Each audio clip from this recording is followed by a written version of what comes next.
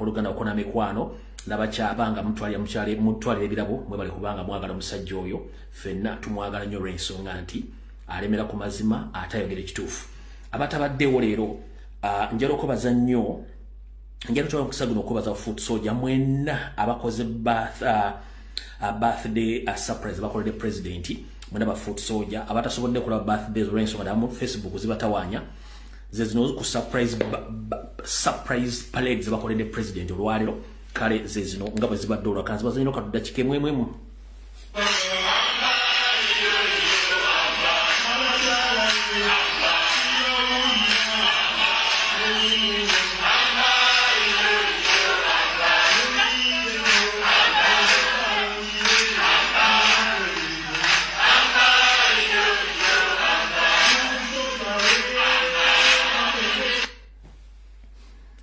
yebaddemu ku birthday parades era neno yeno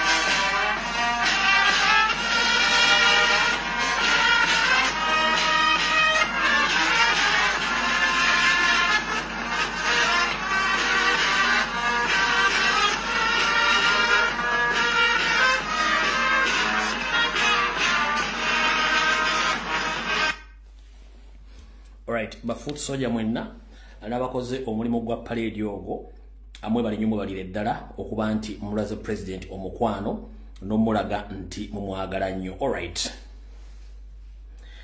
birthday zikyagenda mu maaso naye manyi nti parade zino zijja kunyizaamu abaaka bano n'abantu abamu abaali batabakisuubira nga boogera bingi kijja banyizaamu naye engeri gy'oyinza okunyiigamu omunyanya weeguli osobola okukwata omuguwa ne weetuga n'ofa ne tukusanga tukuziika oba osobola ogula obuto bw'emmese ne weetunoonywa n'ofa kubanga abantu batandise okutegeera eggwanga lwe liri okutambula abantu balina laavu tebakakanka ke tebagulangule buli lw'okwata ssente n'oziteeka mu kintu abantu bakwagala kitegeeza nti abantu tebagenda kwagala nammwe mutegeere nti ensi yabakowa muweeyo obuyinza eyo endowooza gye mulina nti obuyinza bulina kubeera wa mundu nakukwata bantu kubatta kitegeeza nti ekyo mulimu kikyamu. Kale mwenna abakoze surprise birthday za president ne parade mu bali nyuma balidere I salute you comrade out of the war akampisobola mu bubiri then nano kusasira kwa mirundi ebiri then tusimbule video.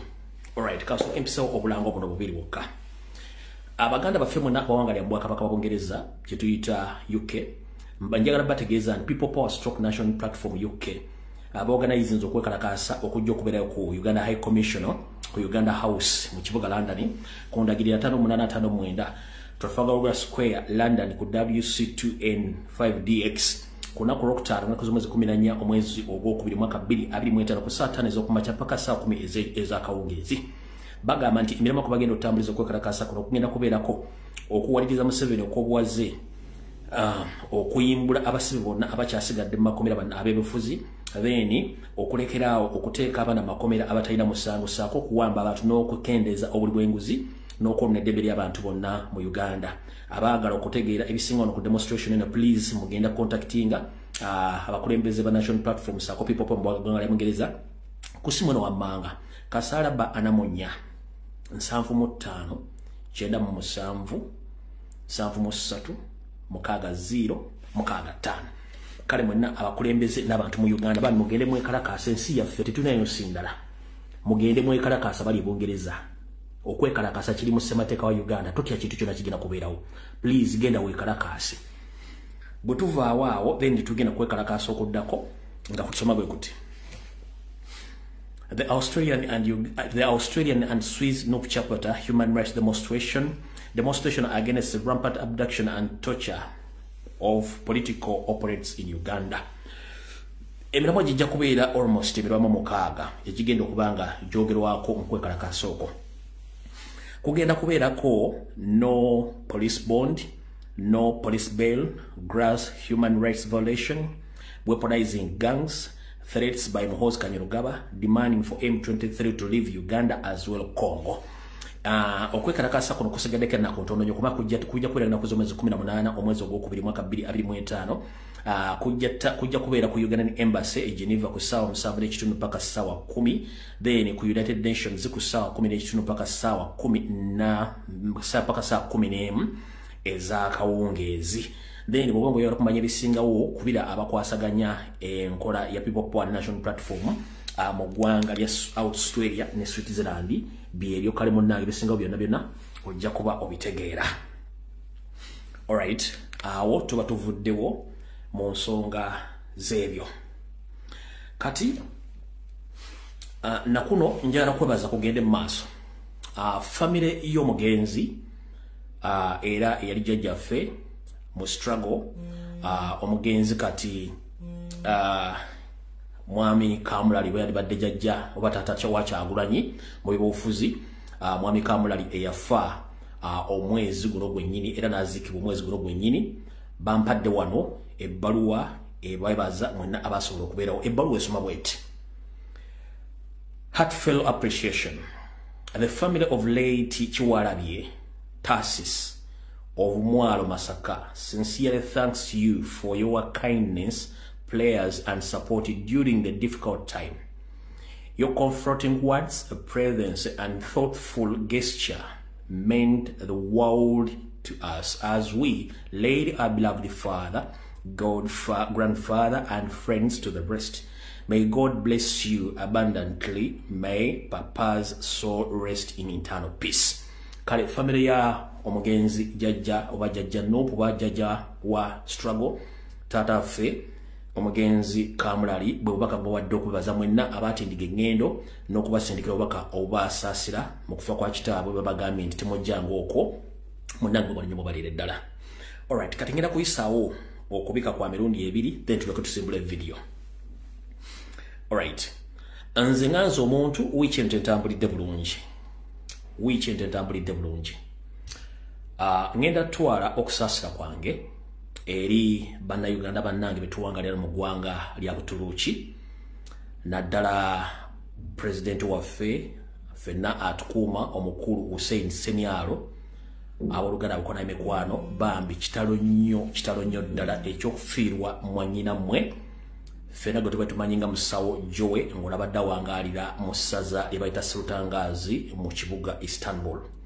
Mwenna bannayuganda abaali babaddeko ettake mu bitundu by'enjawulo, omukyalo ono abadde mujjanjabi wa bannayuganda ate abadde akola emirimu gye, omukyalo abadde muntu mulamu ne ala yamujjuludde wadde nga yazzeeyo eka mu Uganda era ndoza bamuziise lunaku lwa Jjumba Serabidde. Mukama amuwumuze emirembe nga mwenna bannayuganda bawangalira mu ggwanga ttake kitalonjera ntola okusaasira kwa ngeri chairman eri president of Hussein Semialo abooluganda bakola emitukwano taata maama saako n'omwami w'omusawo Joe kitalonyo ddala ekyokufiirwako mukyalawo ffenna lyekkubo enjawulo ya budde. Mwenna basinga obungi saasobodde kutimba mukyalo olw'ensonga nange byansuseeko waliwo ekintu ekikusukkako naye nga bambi musawo Joe Mukama Allah akuwumuze emirembe byonna ebyakusobako bambi kitalonyo ddala ffenna lyekkubo enjawulo ya budde. Oyo ne mmaliriza. Alright, kansimbiyo noono.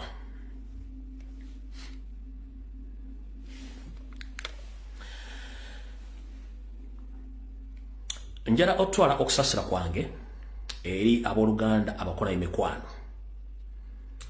aba family ya Mwami Kateregga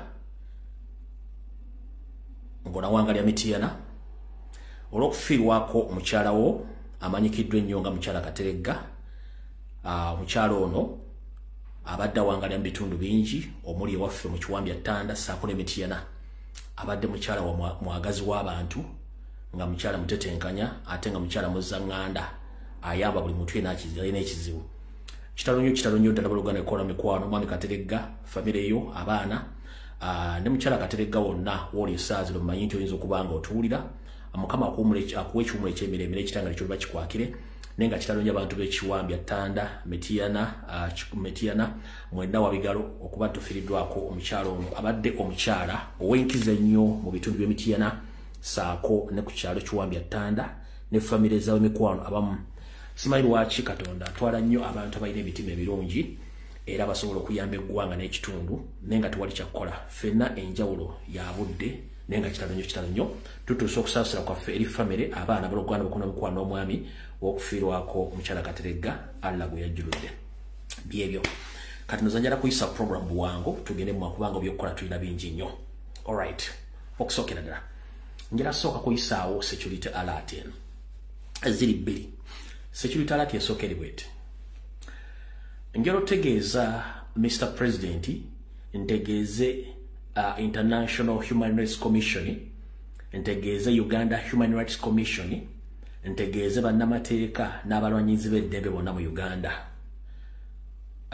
ntegeeze ne bannabyabufuzi mu ggwanga mukyalimu ebikolobero by'okutulugunya n'okutta abantu ng'ebikolobero bikolebwa mu safe houses ez'enjawulo ntegeezeddwako ekintu kino badde nkigoberedde ebbanga ddene mu kibuga kya Ssaabasajja mu ssaza lya Ssaabasajja Kabaka ye Masaka ku kizimbe ekyaliko Bank of Baroda ntegeezeddwako bannayuganda bangi battiddwa mu kizimbe ekyo okuva mu bitundu by'enjawulo by'e Masaka bakwatibwa ne bawambibwa ne bakubibwa ne batulugunyizibwa mu kizimbe ekyo ekyaliko Bank of Baroda e Masaka era olumba bajjamu nga mirambo ne bagenda bazika gye baziise njala tegeeza nanyi ekizimbe ekyo ekya Bank of kyaliko Bank of Baroda e Masaka nanyi kizimbe kino batosobola kiggala yafuuka mpuku y'abatemu battiddemu abaana okuva 2016 2017 2018 2019 nakati bakyawambiramu abaana drone za Museveni zijja nga zirina abantu bakubye nga babamenyeemenye na bataba basula mu mwanda ground mu go down kizimbe kya Bank of Baroda aba bajja mu lumunga bafudde n'ebitundu bira mu Masaka bakyalina mu go down ezitta abantu nenjera tegeeze eggwanga ebikolwa bino bibakola okutulugunya okuwamba abantu ebintu bino bya myaka jadda ekintu ky'okwata omuntu n'omutulugunya nga tomututte mu kkooti ebikolwa bino bya dda tetwagala kufaanana nga mmwe temwoza tetulina busobozi bikola bintu bino naffe tusobola okukwata emundu tugira mu nsiko tukola ekintu kyekimu naye twagala kwawula mu ndowooza n'entegeera teri muntu alina buyinza ku munne ffenna twandiyagadde amateeka gakole ng'okwata omuntu asaanidde okukwatibwa yakwatibwa naye okutulugunya kususse gongamba otya mu kibuga wakati mugifula safe house ku Bank of Baroda ku kizimbe ekyaliko Bank of Baroda nga tocha chemba baletamu abantu abawakanya government nga bamenyeemenye ne basule wansi mu underground ewalinga safe za bank no batulugunyiza mu batta ekintu kino kyabulabe nnyo eri obulamu bw'abantu mukulu Museveni n'ebitongole eby'obutujju omuli ekya Ssemwai n'ekya Isu n'ebirala ebitamanyikiddwa mulekerawo okutta abantu njagala bbaka obubaka buno bakemma vivi teri muntu ku nsi kuno yali akoze kolikodi yakutta abantu n'abamala mu nsi kizibu kyekiringa okugenda ku nnyanja n'oga nti egenda sengula ennyanja ogimala kizibu tosobola kusengula nnyanja ginywako mazzi gamalako tosobola kutta bantu bamala mu nsi Museveni ossa abantu okuva mu gyenkaaga n'akati okyatta wabula abantu beeyongera bungi ate si buli akuwakanya nti ogenda mutta abantu b'Amasaka mwenna buno mpaka basaliremu ekizimbe ekiriko Bank of Baroda eyo tocha chemba bannammwe bonna babuze ebitundu by'Amasaka ne bajja bitundu by'enjawulo bonna battibwa mu kibuga Masaka wakati ku kizimbe kya Bank of Baroda wansi mu underground ewali vault oba gye tuyita owali safe ya Bank of Baroda gye bali batereka ensimbi baganda afa basinga obungi gye bali mu kuvunda mu kibuga Masaka ekyo kizimbe kyaliko Bank of Baroda ekyo kyotala njagadde bannamateeka abalwanizi b'eddembe bannabyabufuzi bonna mu Masaka mutegeere nti ekyo kizimbe tokya chemba nga kiri mu Masaka awo nvuddewo security alert eyokubiri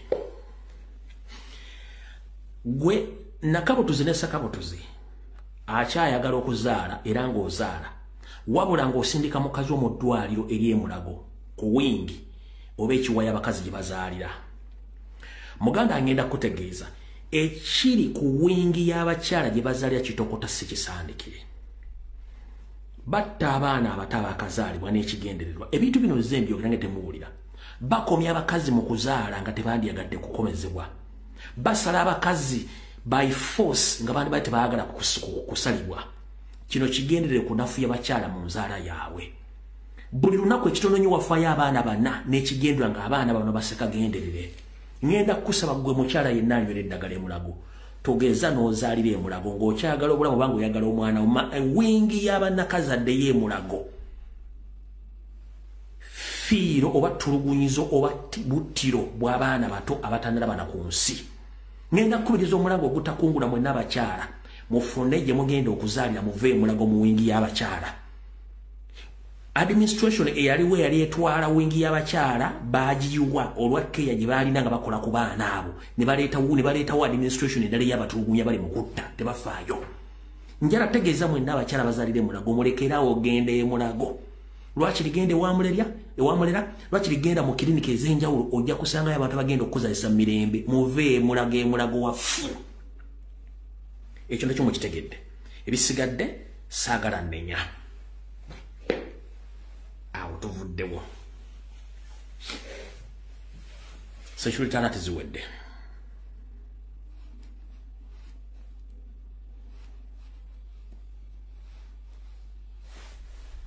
all right kati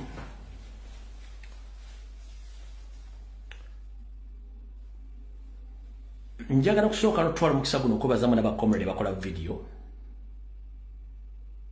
n'amawulire ge mufulumya abantu ne baganyooma oluvannyuma ne gavaayo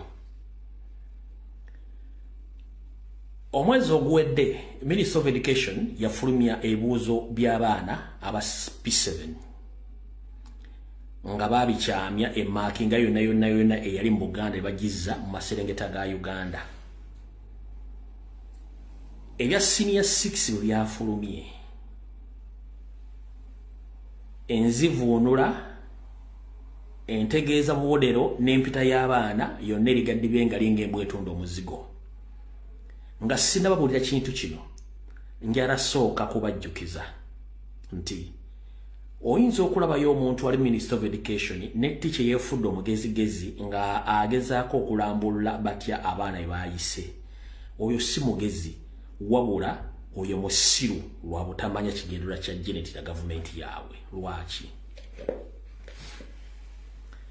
okuva kuba Matthew Bukenya n'abala bonna emaakinga y'ebigezo n'enfulumya obubonere baddeemu ffenna nga n'omuzadde asasula ssente agitegeera ndi wano kusiba ssente po waliwo omuzadde yenna eyategedde ebyavudde mu bibuuzo by'abaana abo n'engeri gye baayiseemu nga ne bakomishona ba UNEB basinga obwo tebasobola kunyongera kutegeeza obubonero obwo ngeri gye baabusengeseemu na biki ebyo wabula baatadde obuteesi okuva ku nnyukuta E mpaka ku nnyukuta oba batadde ennyukuta ziringanga 6 bwe balambulira abaana engeri gye baayiseemu mwenna mujjukira okuva ku P1 ndowooza okutuuka ku P6 lipooti z'edda baziwandikanga mu buwandiisi ne bagamba nti akoze bulungi nnyo alina okwongeramu wano alina eddalu lingi bino kati ekintu kino kye baakoze njala sooka kubuuza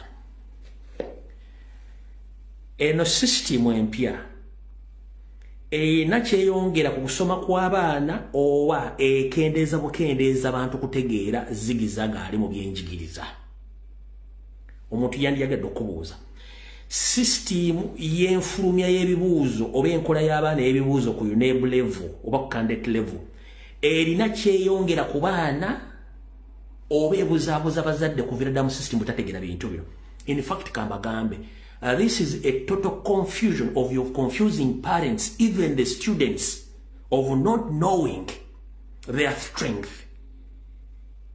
Lwachi. Mu system ya Sarah Cow and Educated Cow. Bano bafuba okulaba ng'ente zaabwe zonna ezitayina buwongo bazituwalira muri mu system. Bwe bagatta nammwe abaana bammwe abagezi. Nkiddamu. System eno bagiyita Sarah Cow and Educated Cow kati abaana bammwe abasomye nga balina amagezi babagassera ente nazo ziri mu kusoma okujjukizaako. Bannamateeka abasoma amateeka baba bagenda okuyingira okusoma amateeka waliwo kye tuyita pre-entry exams ezaalingawo nga teri muntu agenda kusoma amateeka nga tamaze kukola ebibuuzo bisookerwako kumukkiriza kuyingira. Abasajja bano baagenda ne bakola branch ewaabwe mu Maserengeta bwe bamala gikola bagenda okulaba swala ne bajjawo pre-entry exams bayingize ente ezaabwe zisoma amateeka which is okay kati ne mu education system bakulaze nti buli muntu yenna yayise ne balyoka bakuterawo nti ennyukuta eno etegeeza kino ennyukuta eri etegeeza kino ennyukuta nenga tebalaze mwana yakoze atya yafunye atya ono yagudde ono yakoze atya kuba eno total confusion tekirina kyekyongera wadde n'ekimu okwongera ku bukugu bw'omwana kino ekintu baagala kutwala kintu kyonna lumu nga oba musiru oba mugezi buli kimu bakitwalirawo kubanga ne bw'okwataliza ati zino n'ozisindika amasomero g'ensi yonna bavundule ebyavudde mu bigezo bya senior 4 teriyo kakensa asobola kunnyonnyola grading y'ebintu ebyo mu bufunze nze bwenti bwe ngenda obbagamba mujjukira enanga bwe twamukolanga mu video nga nnyonnyola ebintu kati nze eno yennyonnyola entuufu eyabadde mu bibuuzo ebyo naye kyonna kyekiri Mukama ajja kituvundisa eno yennyonnyola ebibuuzo entuufu kati mbadde njagala mbe nga nsobola okuba nga nkwasa bwamusibadde musanze ng'akutta amazzi ne mugamba obuugi lwaki tofuna entangawuzi noba ate ng'akutta ekidomola kati ejjeni ente ebadde yagala funa ki endiga nemamba naye lwaki emmotoka nebeekola ki esika okuba nga ekola ki ndowooza omufunyi awo nsangidde ow'ekigaali kati ow'ekigaali ate naye ansobedde abadde akutte lumonde ne mubuuza eddagala lye nga tolwaki osenya amannyo ki ondowooza omufunyi kati awo kunze nga nze n'abazadde abawerera abaana kati yennyonnyola entuufu y'ekizaamuzi ya senior febuuzi byafulumye ngibaddira omulundi gumu n'ebya senior 6 bijja kujja nga yenzivulula yeeno kankiddemu omulundi gumu kitegeere eno yenzivulula y'ebibuuzo nga byafulumye kati mbadde njagala mbe nga nsobola okuba nga nkwasa bwamusibadde musanze ng'akutta amazzi ne mugamba obuugi lwaki tofuna entangawuzi noba ate ng'akutta ekidomola kati ejjeni ente ebadde yagala funa ki endiga nemamba naye lwaki emmotoka nebeekola ki esika okuba nga ekola ki ndowooza omufunyi awo nsangidde ow'ekigaali kati ow'ekigaali ate naye ansobedde abadde akutte lumonde ne mubuuza eddagala lye nga tolwaki osenya amannyo ki ondowooza omufunyi kati awo kati zezo za senior 4 neza senior 6 muzirinde the same version tewali kyakola wabula ndi wano okulagula abazadde mugenda kulaba era okubuzaabuza bagenda baleetera curriculum empya eya senior 5 neya senior 6 nga gw'omuzadde na in fact curriculum gye baplanning okuleeta terina basomesa bennyini batraininze kusomesa curriculum eyo naye bo mu system ya Serakawa and Educated Cow balina abantu be bategesedde already okusomesa curriculum eyo kati bonna abaana abatebali well versed na curriculum bagenda kuba bali out of jobs nga tebalina mirimu bagenda baga curriculum mpya ku senior 5 bana bafu bagenda bunnya naye bagenda sigala nga curriculum gye bali tebagenda gitegeera olw'ensonga bapulaninga ku destroying education system kati ne curriculum gye bagenda okusoma ku senior 5 ne senior 6 mugirinde egenda kujja era mugenda kulya nga abantu balikola kite bagitegeera awo ndoza mutegeddewo bulungi nnyo awo nawo tuvuddewo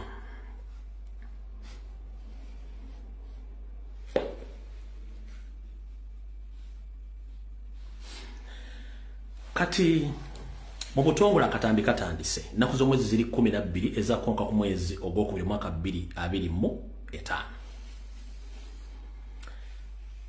twongera okubajjukiza nti okalyadda kaddadda wattu envunyo giriira mu katiko nekulina mu kofini nga tasobola kwekyusa naye nekuwebwena nesimba n'ebigere naye ate neyekomekereza ezikiridde mu kofini eyo kati bakulu ebiseera bisinga ekyokya okirindanga nekiwula nekikwasa engalo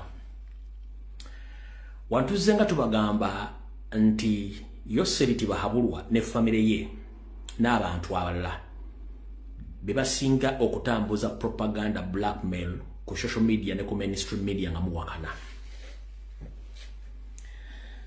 kati tukyali mu mbeera waliwo amazima ga president gagenda tambula mpaka nca tetunnava ku mulamwa gwa kubanja ssente za Bina Mutungo twetaaga Yoseti Bahabulwa otunnyonnyole wadde ba project bamwe bagezezaako okuvaayo okwogera ebigambo bino sente zibadde zijja mu National Treasury ngera mwe muzisaasaanya banyabo ne basabo tebagezaako muntu musiru yenna kubuzaabuza sente za USAID zibadde zijja mu National Treasury direct then ku National Treasury wezisangira standby orders ndi zino ziraga wano zino ziraga wali zino ziraga wano zino ziraga wali tebakulya sente nchiddamu bw'olaba yo omuntu yenna ajja yeebuzaabuza nga awolereza sente za Bina Mutungo tesimanyi gavumenti sente zijja ku akawunti ya gavumenti National Treasury mu Bank of Uganda wali standby orders eza buli muntu yenna agenda okufuna ku sente eza Bina Mutungo.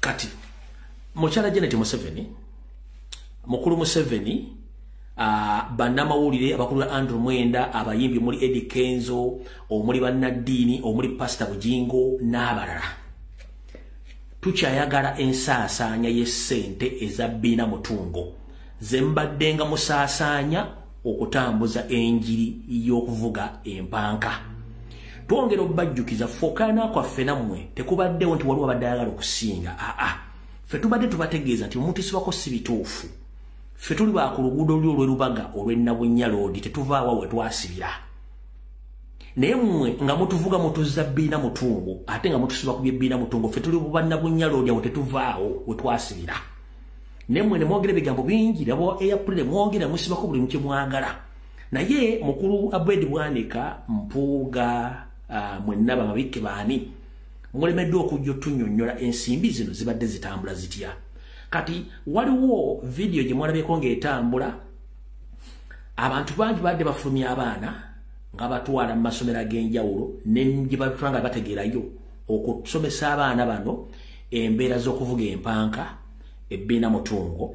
Waliwo ne ka video akafulumidde ku Spark TV abaana badde babukusa bibamu ku bibiina obadde busomesa abaana ate kano kamu mwalabyekamu ne bangi nnyo abadde bakola omulimu guno.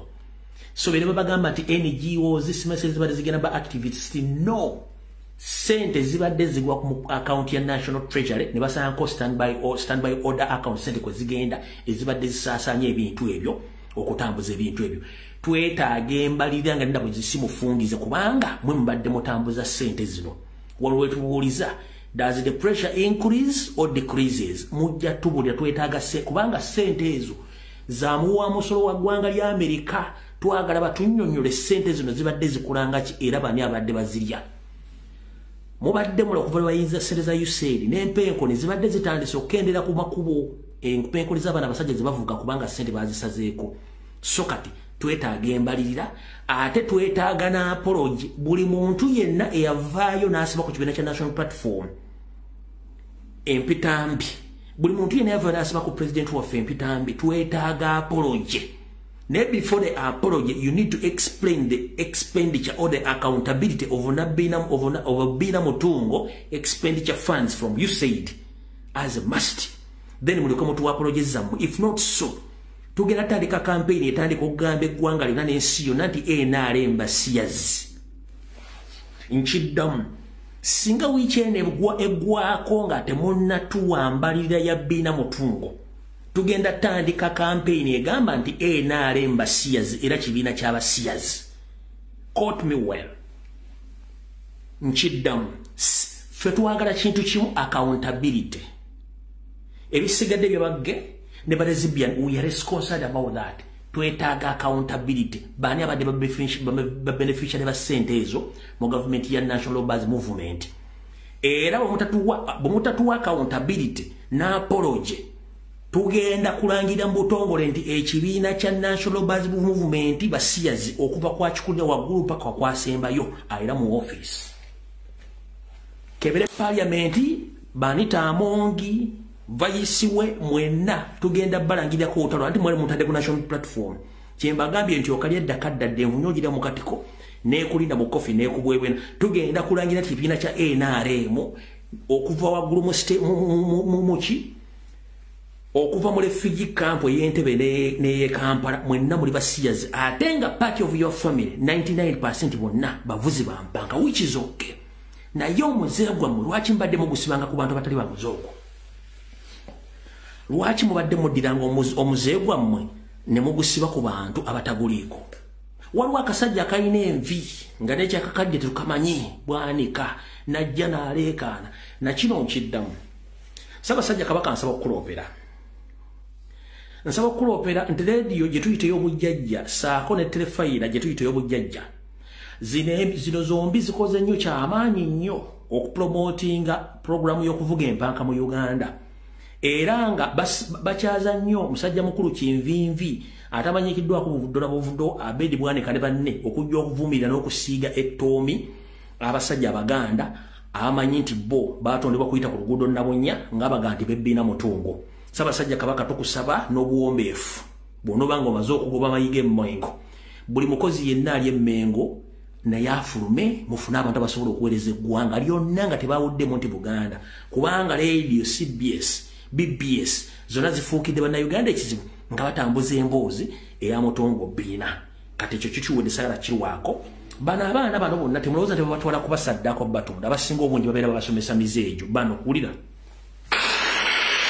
ekikeeseza olwaleero poliisi y'e Bukomero mu disitulikiti y'e Kiboga wamu ne bambega ba poliisi e Nansana bagudde mu lukwe lw'okukusa abaana okuva e Nansana bwe bakutte yeeyita omusomesa Nakayima Jessica oluvannyuma lw'okuŋŋaanya abaana okuva ku bazadde baabwe ng'abasuubiza okubasomesa ku bwereere mu masomero ga Apostle Alex Mitala.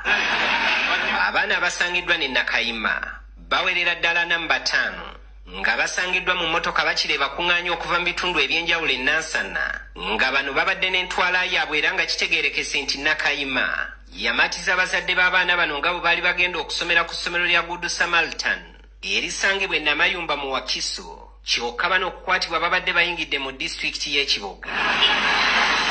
Poliisi okutuuka okukwata bano yatemezeddwako abazadde b'abaana ababadde batwalibwa oluvannyuma lw'okufuna amawulire nga ku ssomero gye babadde bagamba nti gye batwala abaana okukabatema nga bwe babadde bayiseewo. Emmotoka omubadde mutambuzibwa abaana bagikwatidde Kiboga era poliisi etandikidde ku ddereeva Muwanika Alex kyokka ono yawozezzaako ng'agamba nti ye yapangisiddwa kukola mulimu kuba anoonya ssente. Omukyala yankubira essimu nga simumanyi n'agamba njagala kupangisa ku motoka yo bangambye gwenda motoka erina akatanda ne mubuuza nze omanyi nti atamanyi n'agamba waliwo ampadde enamba yo omusomesa lwe bavugako biifu konze ne mugamba tutugenda wa nambuli esamaitani essomero gye tugendako. Oluvannyuma emmotoka ezziddwa e Nansana abaana bwe babasuzizza kyokka nga Nakayima awoza kimu nti mwoyo amulabikira n'amuwa ebiragiro by'okuyamba abatalina mwasirizi era ng'akalambira nti abadde abatwala mu masomero ga Apostle Mitala nga n'ekyokukusa abaana akyesammula kyokka gy'abadde agamba nti gy'atwala abaana bamwegaana. Alina omutima lwakuba nti gulabikira mu bikolwa njagala abaana basome abange bokka baleme kubeera nti be basome.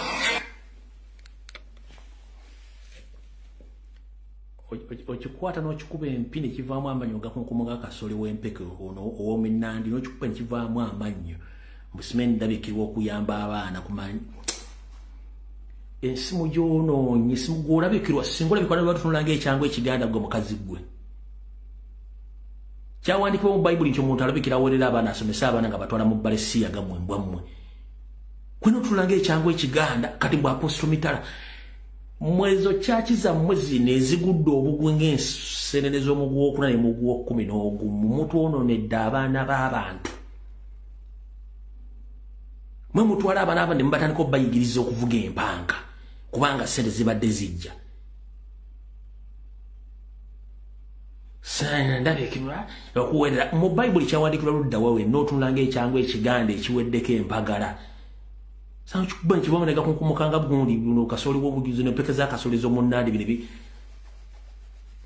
mwe awo tuvudde zomutegedde ensi bw'etambula fe tujja bonga information buli kimu kitegeere. Alright, kati katugende ku nsonga eyatuleese enkulu.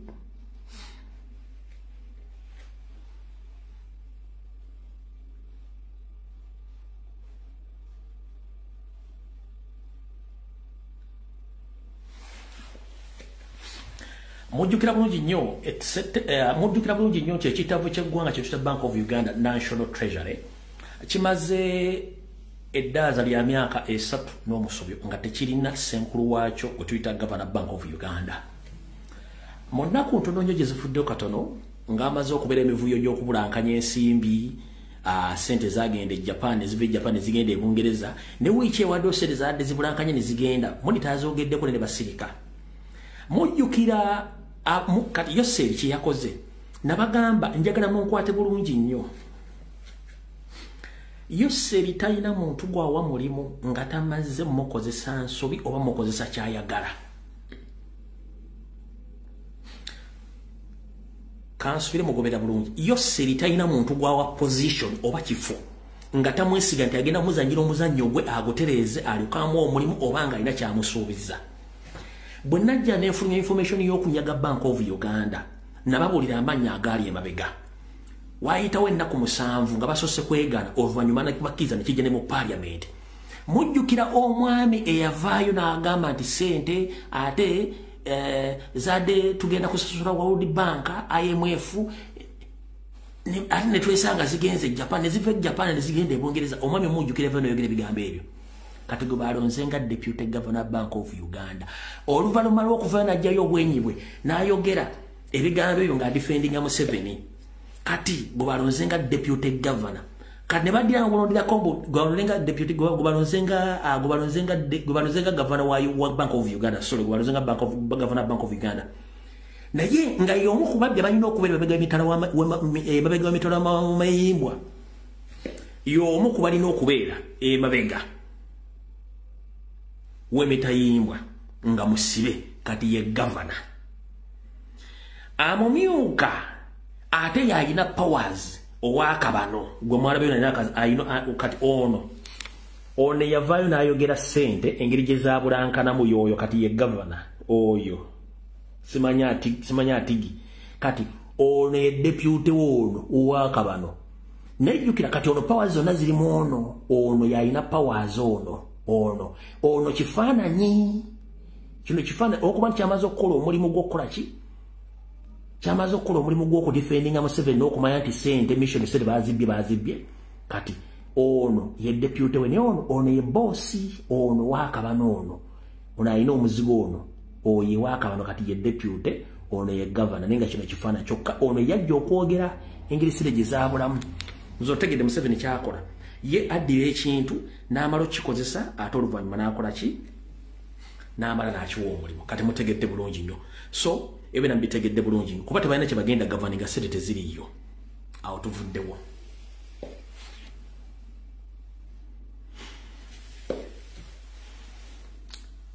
Project gye nabagambyeko ey'okukwata abavubuka nga babakuŋŋaanya obutagenda kwekalakaasa ng'akalulu kawedde oba nga tugenda mu kalulu ffe kituba tuvuga ekya protest vote. Ne mbaga nti project eno baagikwasizza abayimbi, ne mbabulira n'omuyimbi gwe baagikwasizza, ne mbabulira activities bamuwadde, era muwadde muli awo nga bamuwadde ssente ateka ekivulu, but kino mukiteeke mu bwongo. Ffe tetuli against business ye, wabula ekivulu ekyo bagenda kikozesanga minzaani. Njagala mumpulirize bulungi nnyo. Omanyi nze mbasookayo nga maze bawa information. Ekivulu ekyo bagenda ekyasooka ku Africa ne bakijjayo. Akirigeka ne waakabano. Kati bagadde bakiteeka erugogo. NRM egenda kusomba ne bana police barracks oba military barracks zonna baziyemu nga ziri muri erugogo. Mbolo bakube bajjewo ekya King Saha kino mumpulirize bulungi nnyo. Mujja kiraba. Bagenda kusomba abamaje, aba police, ba NRM kadazi nabo bonna abayiwo mu kisaawe kishigire kikube kubaga nti ono kati mwena yabasinga ekyo mukiteeke mbongo. Olwalina kuzo mwezi ziri 12 mukiteeke mbongo bagenda kuleeta aba police baleeta abamaje baleeta aba NRM kada bonna bayiwo mu kisaawe ekyo kati nga kyebaagala okukola kujjawo show ya King Saha n'ekiraba kikubise nti opposition show ya muyabaddeyo ate wa NRM leaning yayina kati record ziti mukyana ekye mutugamba ndoza mukitegedde bulungi njagala statement mukitegedde bulungi nnyo. Omanyize mbasooka mu maaso nga temunnatuukayo kati mbawadde ekifaananyi.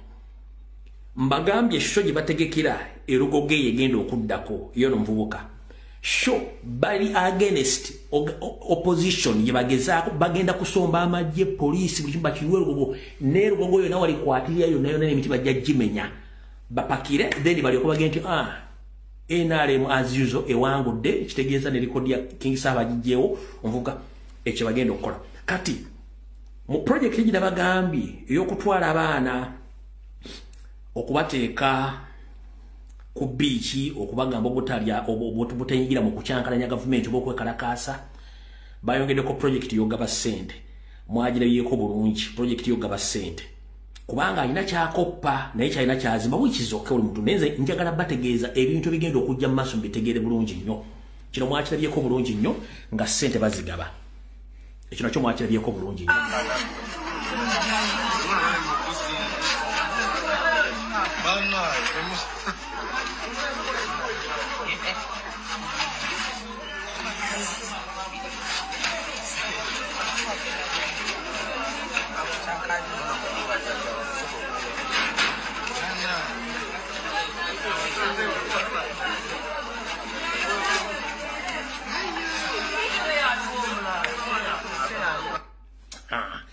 iyo part of the project nga bwetambula njala balaga bintu bino mbitegeeze bulungi nnyo so buli kimu kireke njagala mufune ekifaananyi bikinaabera bulungi nnyo dere mulyoke mutegeere naye fausi kyekizibu kyaffe ekizibu kyekifere kiruddawa ekizibu kyaffe kyakukyusa ggwanga nessereza omumusolo zina we zigende we zirina okugenda nga zibenefiting oba nga ziganyulwa buli muntu yenna bwalina okuganyulwamu so si bino Museveni mbitira okugamba ne banno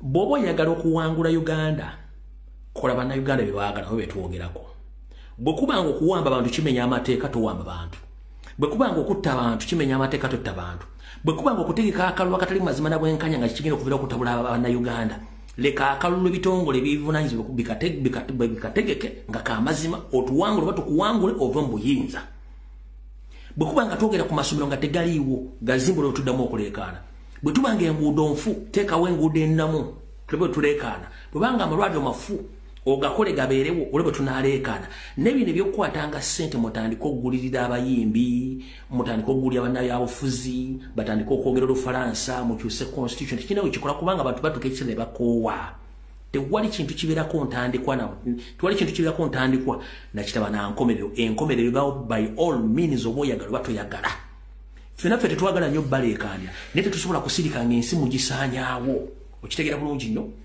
so kati tubategeeza ne munateekawo diversion ezenkana zitya twetaaga accountability ya Balesiaga eya Bina Mutongo ffe ba in-laws bannabunya road ffe tugamba kubanga mbadde mutusibangako ebintu byammwe awo tuvuddewo tugenze ku nsonga endala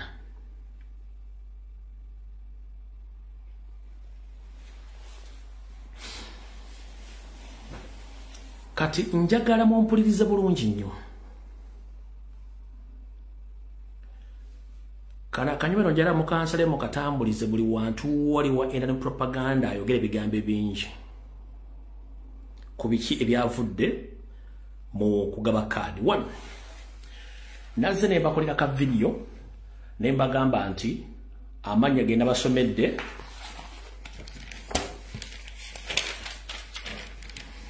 nabasomedde amanya ag'abantu abagenda okujja independent okujja nga bagenda kukyusaamu abantu bano basinkana Nansana ku lunaku lwa Sunday nga balina kusinkana de Mapuuga wabula ne basinkana Lubega Mukaako abantu bano kwaliko Luwemba Luswa kwaliko Mulumba Matthew kwaliko Kakika Frederick bano basinkana basajja basemwa na ba iso nga babagambye tibakiriza ebivudde muki ebivudde mu kugaba kaadi bo bagenda bafandinga bajjenga ba independent ekyo muyinzo kirabako very soon nga bwe nabakibagambye naye ebisinga obungi nja kusinzira ku statement bo bano benyinize bagenda okukola bongere information ku bintu ebyenyini nga bibira okubeera njagadde kati bawa ekigula logicha information ebalaga nti abantu bano bwe kuvaako omunaga nti ajja independent mumanya nti mpuuga ya mulimu era buli kimu yalimu kikola ku nsonga ezo kati wano wali okulena okukombesa wano bajja bade basibu mwenna buli omu gyali mu Uganda amanya gayinza lumbuye nkimanyi bulungi nnyo ffenna twakulira mu mpya za njawulo ne tukuzibwa era bw'okula ogenda okyuka mu ndowooza mu bikolwa ne mu mbeera za bulijjo bwe butyo n'ensi etuuka n'ekulaakulana n'eva we mwali mugimanyidde n'egenda walla n'ebyobufuzi ekiseera kituuka ebyobufuzi ne bikyuka ne bigenda ku ddaala eddala omukulembeze waffe Robert Kyagulanyi Ssentamu akyusizza ebyobufuzi bannansi abalamu bali mu birowooleza ebyobufuzi obituuse bikyukidde ddala bitya ebyobufuzi kati byetaaga ng'abasajja ababigendamu asobola okubeerawo n'ategeera amateeka kye gasoma n'ategeera obuvunaanyizibwa bwe n'ategeera ddi lwayogera ne lwatayogera ebyobufuzi tebikyetaagamu bantu bakazanyiikirizi ompulira bulungi nnyo kati gwe nalayo abantu bangi nnyo nga mwogera nti ate biki let me tell you one thing mutegere ekintu kino embeera yaliwo nga twakayingira na people power nga tufunye n'ekibiina kya national platform yatuleetera abantu bangi abajja batwegattako nga naffe mu kaseera ako tetwalina nnyo budde busengejja abantu abo mu kaseera kali mu mbeera bwe yali era abantu bangi bajja omuli bachairman Rusifiri bakansala ne parliament bangi bajja era baafuna omukisa ne balondebwa mu kaseera kali wabula obudde bugenze butambula ng'ebyobufuzi bigenda bikyuka mu nkola mu njogera ne mu ndabika n'ekifaananyi ky'ebyobufuzi kikyuse nkulayirira debate yabaddewo n'embeera eriwo olwaleero ne bwe yandibadde omugenzi Sseggirinya Muhammad nga yazze okusaba kaadi ku kiriwo yatasobola gifuna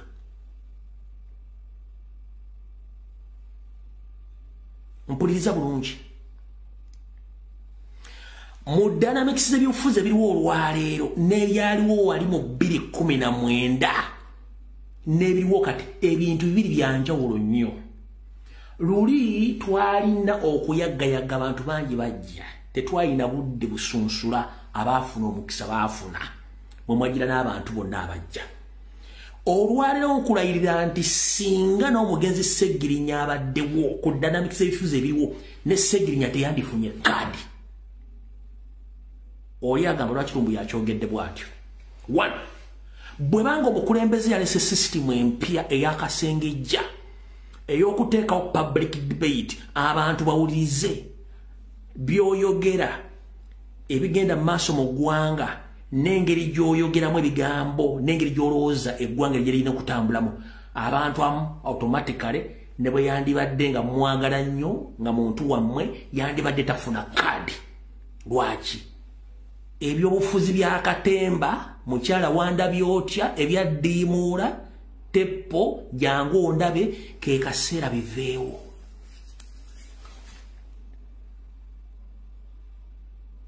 nga bw'ogenda okusaba visa ne bakusaba requirements ne politics ge twagala kati wa requirements ne qualifications nkiddamu nga bwe twagala ensi ekyuke mu mateeka bw'oba ogenda ng'olina ebisaanyizo twetaaga bisaanyizo kati njagala ompulirize bulungi nnyo dynamics z'ebyobufuzi zikyuse ne bw'onojja nga gw'osinga okwambala essuuti n'onekanekana naye nga engalabi empute parish eziri mu constituency yo tozimanyi constitution n'etteeka erisooka mu constitution tolimanyi gwe kennyini teweemanyi tosobola kuyimirira mu bantu kwogera wabula ng'oga nti nze ndi muntu w'abantu ebyo byaweddewo mukulu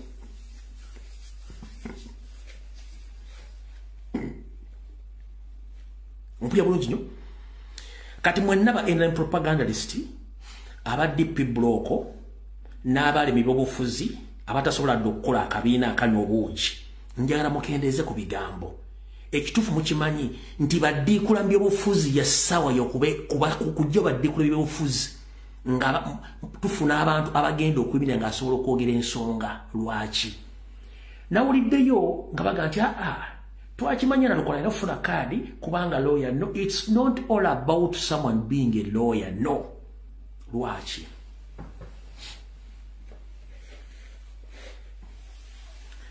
kasitowa ng'olina ebbaluwa senior 6 ye qualification esooka qualification ey'okubiri ebyobufuzi obimanye bulungi nnyo.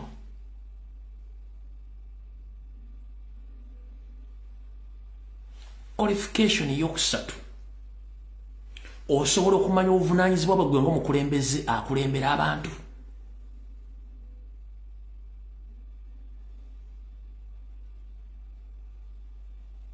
Abantu bangi bakola ensobi mwe ne muzirowooza nti omukulembeze akoze. Kino kankikugamba olwaleero. Member Parliament yenna obuvunaanyizibwa bwe mu Parliament kuteeseza bannayuganda bonna. In fact kansoke kugenda kino kitegeere. Member Parliament bamulondera mu constituency nga bamulonzi wabula bw'aba ateesa byateesa byonna abiteesa nga abiteeseza ggwanga lyonna. Kubanga bw'agenda okukola etteeka oba okuleeta ekiteeso tekikola mu constituency ye. Ompulira bulungi? Member Parliament takola nzizi ku kyalo. Member Parliament talongoosa makubo. Member Parliament tazimba masomero. Member wa Parliament tasasulira abaana school fees. Ebyo byabanga akoze abikola ye ng'omuntu n'oba tabikoze tewali amunenya. Bwe munajja politics wantemeraayo ne mutegeera bakulembeze kye balina okukola mujja kutegeera abantu abatuufu balina okulondebwa. Yenna omukulembeze akusimira ddaamu akusimira nayikondo akuzimbira essomero mu mateeka tekiriyo. That is the highest order of corruption in Uganda. Member Parliament alina kuteeseza gwanga lyonna ne wakoze etteeka liba lya gwanga lyonna kyalina okukola ng'ali mu Parliament nti singa gavumenti ebayisiza project akola ekigambo kye bayita lobbying ku project eziyisiddwa mu budget n'alobingira ekitundu kye nti oluguudo lw'egindi oba bakola enguudo z'egindi oluguudo lw'egindi lwetaaga okukola amasomero g'egindi geetaaga okukola era ssente bwe ziba nga zimaze okufulumizibwa Member Parliament kimukakatako okulondola ssente ze zaafulumye ezigenda okukola mu constituency ye zikoze ewe buvunaanyizibwa bwa Parliament so si ntemeraayo. So si ntemeraayo. Buli olonda omukulembeze ntemeraayo. Omwana ge twamusasudde school fees tewakalakasa luguudo simenti wakoze essomero temugenda kufuna kubanga naye buli lwakwata ssente ze n'azibawa tagenda kukola kye mwagala olw'ensonga yabagula muguzi. Ekyo mukitegedde bulungi nnyo.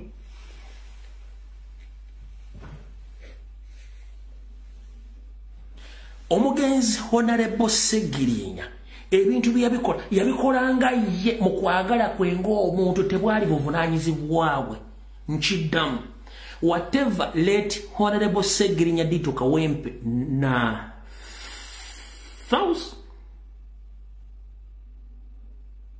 Lindako, whatever Honorable Segirinya did in the Kawempe in his constituency,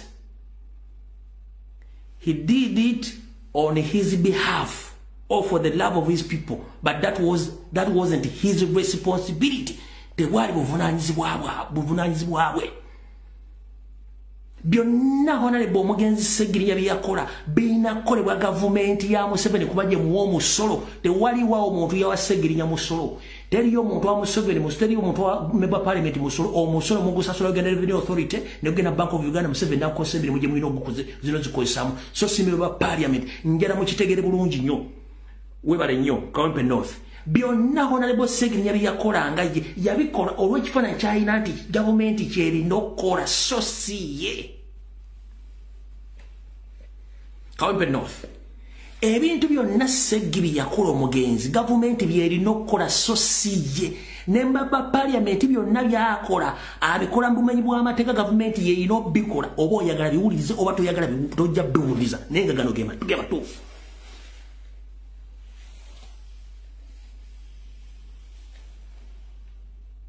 Yabikolanga ye mu kwagala kwe ng'omuntu nebyakola gavumenti yerina obikola ngo gimusasula omusolo. Tewali Member Parliament gwe musasula musolo. Ompulira bulungi nnyo. Tewali era kimenya mateeka nekyakola kyennyini kimenya mateeka yebanguza agulirira abalonzi. Kati mbagambye dynamics z'ebyobufuzi zakyuse. Olwaleero ne bwe yandibadde Segirinya nga yeetabe mu debate yeeyo abadde tajja giwangula singa abadde talina qualities na qualification zijja kuyimirira katuuti ako. Era yandibadde ne best qualities ne qualification yabadde agenda otwala card eyo eya Campbell North. That is it. So si tinzo omugenzi namunazanga namusenyanga amannyo namwambazanga yampalukiranga zinagulanga airtime nekola communication ku social media platform. That is a total nonsense. Sibuli ajjanja mulwadde nti yamusikira. No, that was a public sympathy wali olina okufuna. That bakita sympathy ntiaka. So nkujjukiza nti ebyobufuzi bya leero bikyuseemu kyovula nti baddiikula bali mu kuleekaanira national platform nti ekyusizza ebuusa abantu baayo. Nkiddamu baddiikula ba NRM n'aba opposition abalumba Nuupu ne Kyagulanyi nti Kyagulanyi abuusa abantu mwe temunnakitegeera. Kyagulanyi abuusa abantu.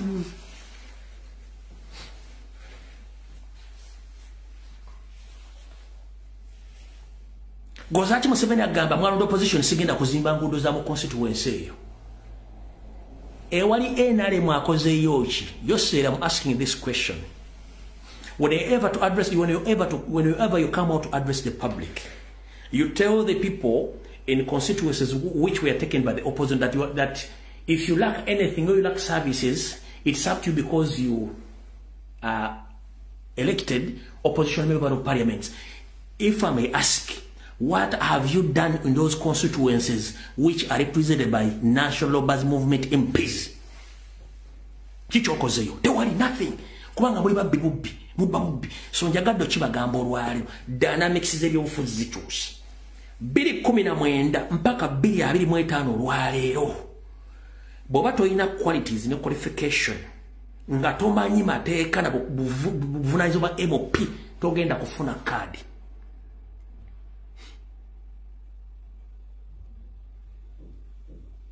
MOP tazimba masomero, tazimba nguudo, takima mazzi ku masuta, talina buvunaanyizibwa bukolera muntu kubanga tomusasula musolo, omusasula okusasula gavumenti.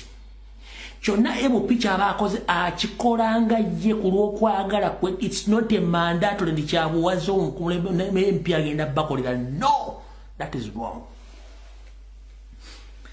So kati mwenna ba propagandalist ba NRM abali mu opposition mbusimanyi chichichi njagala ombuulire kumwe ekibiina kye mukakibe kya NRM mwali mukozeeko public debate oba mwali mutaddewo akasengejja akasunsula abakulembeze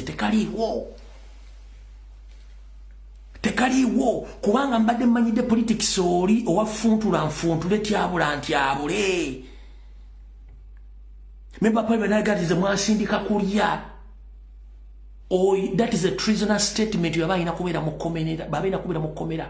Tewali yakusindika genda kulya kubanga oyina amakaago wali esefulia n'envo osobola okulemba mukatogera n'olya. So si kwogera mu bantu bigo bya kisiru. Whoever comes out and that you voted me to go in the parliament to eat, that is total nonsense. That is a treasonous statement. Tateekeddwa ayina baga mwantuma kubateeseza kikesiteeseza.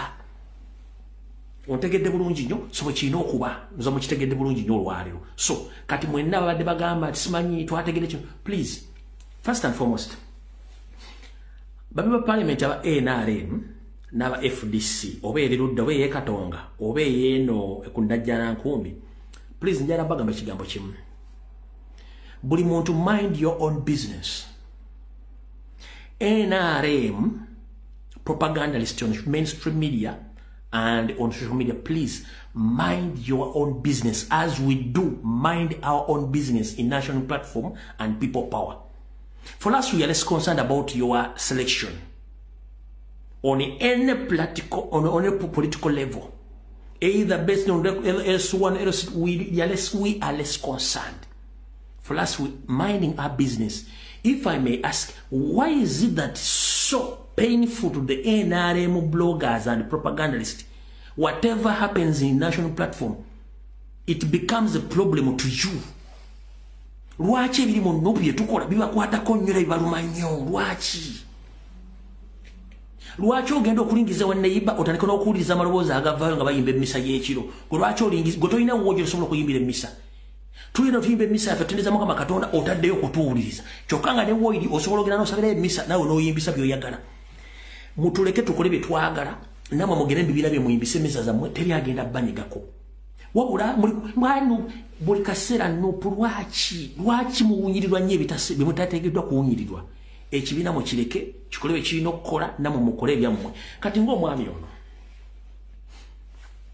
mbadde saagala muzannya ne kamala omusomesaako lumwategeere omwami ono mumuwulize bulungi nnyo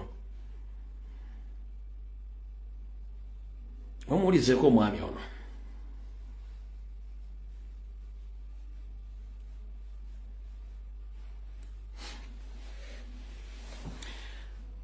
ulira omwami ono bwe yayogera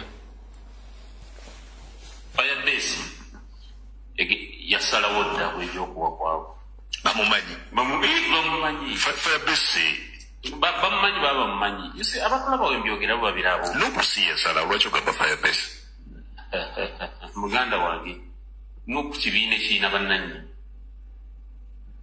Firebase yasalawo dda ali bweneewa nze singa babadde basazeewo bano bonna ne bamatira that's no problem yabadde democracy mu italiko ya district naye Firebase wetuula nesalawo bana abana ne bajja kwakati watuli ono mwana w'embono Alex Lusoro uli amuntu amanyi politics okyanga kyafuna obulwenkumi oba oyagala oba toyagala esegirinya bwe yalwala ono yasigala mu constituency tefuna obulwenkumi otunulira nalukoola okitabirira ngu agenda kufuna bwolaba ono omwana gwe basiba sorry nsonyi omuyita omwana anti bafuuka banakola bwolaba ono magala akyafuna obululu obwerera ddala kati balina omusajja omuyita Salimu Serunkuma buli kalukadde esimba babadde afuna obululu akasanvu akanaana yeeno ekyebanga yawambayo ekikaya Serunkuma tekawempe mumanyi kati Firebase wetuula nesalawo kandidate omu bano ne beewavula ate process gye balina gye tebalinawo process naawe tebalinawo byonna kibuumaaza Firebase yetuula nesalawo kankubuuze natuula ne Kidandala gyanjogerese ne muno okufuna etiketi nimuga Kidandala nenseka nimuga Kidandala nesigenda mu bintu bitali odale bwebiti gwe tiketi ogirina namba iyi mukuyagala kunyoma nze nasinooganiza wano maize okutampa nze nzigaba yagala kunyoma niwanege batulina tiketi waika wicheki nemkumene nga waitiketi ogirina nanda balisitoliko nanga kankuddi alright omukulu we bamuyita Munyagwa Mugaati gwa Bata Munyagwa buno baka bujja kutulukako politics wammwe okwetikka ffene ebigaali ne mutandika okwekalakaasanga abantu abalina kye mudimandi gwe yaggwawo era politics gw'olowooza kati mukulu jala kugamba wagendako n'osoma amateeka era ogayinako wagasomako ogamanyiiko knowledge yaago singa omulamuzi akukwata n'akuteeka mu kagulu wali n'akugamba tuddemu ebibuuzo bino ekigambo kye bayita national platform okimanyi ogenda muddamu otya ogenda mugamba nti ekibiina ekigambo kye bayita national platform kyekibiina ky'ebyobufuzi akugamba ekibiina ky'ebyobufuzi kikola mulimu ki okinnyonnyole then akubuuze ekigambo kyoyita Firebase kyeki omulamuzi osobola munnyonnyola ki oyo propaganda amu omukadde alina okusooka nadda ku bbali kyenge nti danansi z'ebyobufuzi zakyuka National Platform, it is a registered party. Eina ne headquarters ebibiina byonna mu Uganda bizitalina. Firebase, it's a private registered company owned by someone. A private company owned by someone. But National Platform is a political party owned by people who support and follow and believe in change. People, not individual. Firebase is a registered company, not a political party. So two things are different. Firebase company registered Ekwatagana Music. It's not a political party. You understand? Kati gobodda ku TV n'omuntu omunene gukulinga akalo akadibidde mu sefulia ne firindo okumala ewiiki ng'osibye ttaayi olinga zikangalu ng'oli awo otudde n'omutwe kubanga olina ku knowledge ku mateeka naye nga tosobola ku explaininga bintu bino kitegeeza mutandise okulaba nti babajjako akagaati mu kamwa naye ng'ogamba nti wasoma amateeka ompulira bulungi nnyo oga nti wasoma amateeka olina knowledge ku mateeka ne basobola okubuuza Firebase kyeki. It's not a political party. So for us here we are talking about politics and we are talking about political parties. So amagezi gabagamo twe so simugejjo. Mwe mugejjere emitonga mazo okulya emmamba n'empuuta ali ku kabuusu. Nga musi ekizibu kye tulina abasajja bano bajjanga nga bambaddenga bulijjo. Ne tuga abantu bano bajja kutegeeramu. Kasita batandika okwambala amasuuti amasaati n'amasuuti okusiba ettaayi. Ne balowooza nti bategeera kumbe tebategeerako ddala. Ate kino ekisajja kyo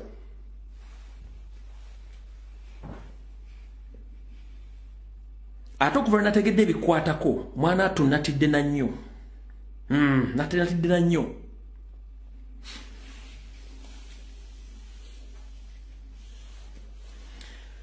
Kati omwami ono yeeyita Mubaraka Munyagwa Mugaati gwa Bbata. Omwami ono azaalibwa Ibanda era history asoma nti bazadde bonna balumbi. Ompulya bulungi. Era nga taata we ye Kayibanda John. Gano ge maka gaabwe. Nenga amanya yeeyita Mugaati gwa Bbata Munyagwa. Awo ge manya ge maka gaabwe Ibanda. Ge maka gaabwe gaabo.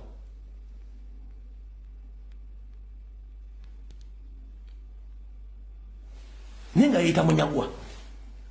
Kyenabagamba nti Abaganda manya bangi nnyo. Bw'ajja n'ayogera Oluganda n'ebisoko n'owooza nti ategeera kumbe si Muganda. Era ne mbagamba nti singa Abaganda balina enkobo Kabaka Buganda bandibadde bukyaliwo. Oba Uganda yandibadde weeri. Bano abantu abayifuula nti Baganda abatulima empindi ku mabega be batandika okwonoona amanya g'Abaganda n'Abaganda. Ne kati yeeyita mbu yasoma ku mateeka katono nnyo politics wa buli wakazanyiikiriza agenda gwako batandika oga omusajja ajjawo ddiru yaffe. Mukulu Munyagwa njagala kutegeeza ebintu biri Firebase it's a private registered company. National Unity Platform it's a registered political party of all Ugandans who are seeking change. Those are two different entities. So never ever in your lifetime to come on TV or on radio station and start fooling people that you know about politics. These are two different entities. Firebase is a personal, private, registered company. National Platform, it's a political party. Chibina cha bya ofuzi cha Uganda bonna baagala enkyukakyuka. Gw'olwokuba nti kati oli aga naaga tomanyi wawoogwa ogwa najja na nkumbi oba ogweno katonga. Wasigala aga naaga tomanyi. Mukulu mukendeeze ebigambo. Naawe kennyini olabera ku podcast ne batandika okubuuza ebibuuzo nga tosobola kubiddamu ogerega bugerezi.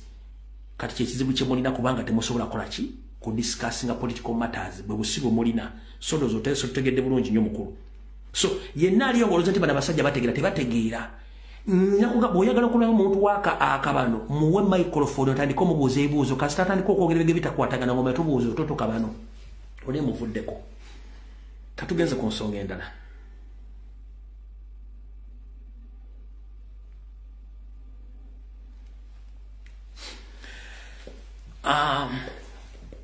Sente eza PDM asimanyi parish model money zetwabagamba nti sente zino mugenda zitwala naye nga za mbirigo nabateereddwa ka video emisana bwe bagenze okubanja sente za parish model mu bitundu by'ebiyikwe ekyavuddemu akirabye embirigo kati ngenda babuulira bye twabagamba ku kintu ky'emmwanyi mugenda kutya laba ekyabadde ku parish model ng'oli bazze kubanja muntu babuuza ensaasanya n'ennyingiza ekyabadde mu bitundu by'ebiyikwe then nkuzannyire ekiri mu Buganda mu kuregistering emmwanyi twabagamba nti eri private company etutte emmwanyi nga mulowooza tusaaga kino kye kibadde bwiko nga bagenze okubanja sente za parish model.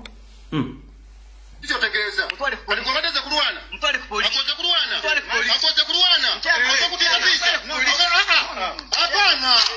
hapana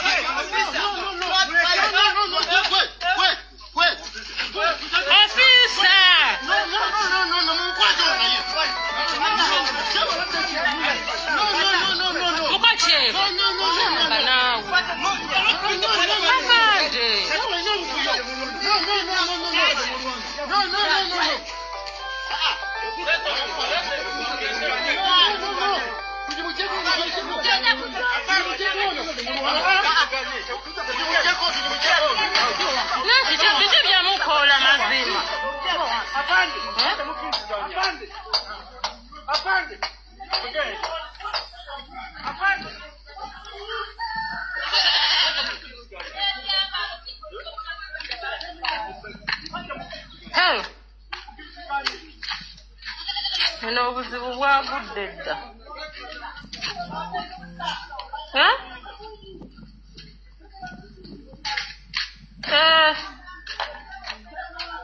Obuzibu bwagudde dda. Ye ng'omuguwa sigulaba nze.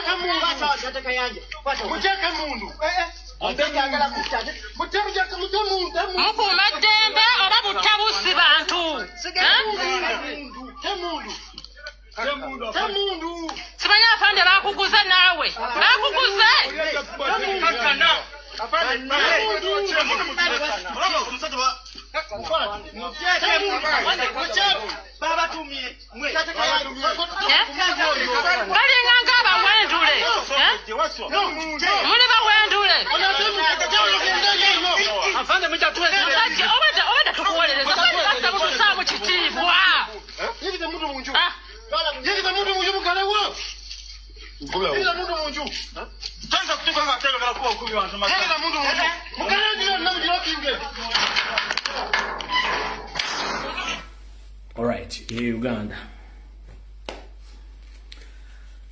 Kati twajja ntubagamba nti Museveni yasasula ssente okuyisa emmwanyi nga kikola ku lwenga private company gye yakozesanga Pineti emwanyi nazitwala ntubagamba nti emwanyi ziri gye zitalingibwa nga muloza tusaaga nabalagako ne kadi wano ez'abalimi zibalina okujjuza nga muloza tusaaga kati mu Buganda kitambula bali gye zitalinga emwanyi weewulirireko bino ebigambo si byange wulira ekiri mu Buganda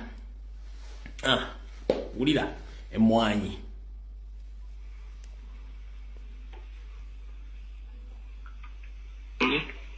Oyo se mukaguzi. Hello. Mbukolanga wosobola wandise mwanyi zaba wandise mwanyi babano mbugo batolina kadi yawe gibakwate tolina wotunda mwanyi. Bazireke tebazigula nyazinywa kawa. Ne bazirima balyoke baziwandisa ani ali awo?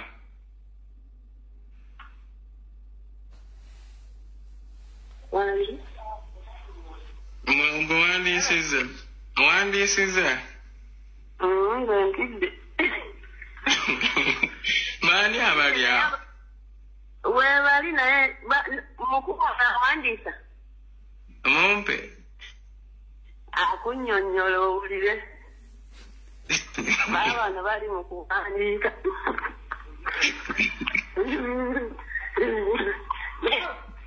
Yogerako nno.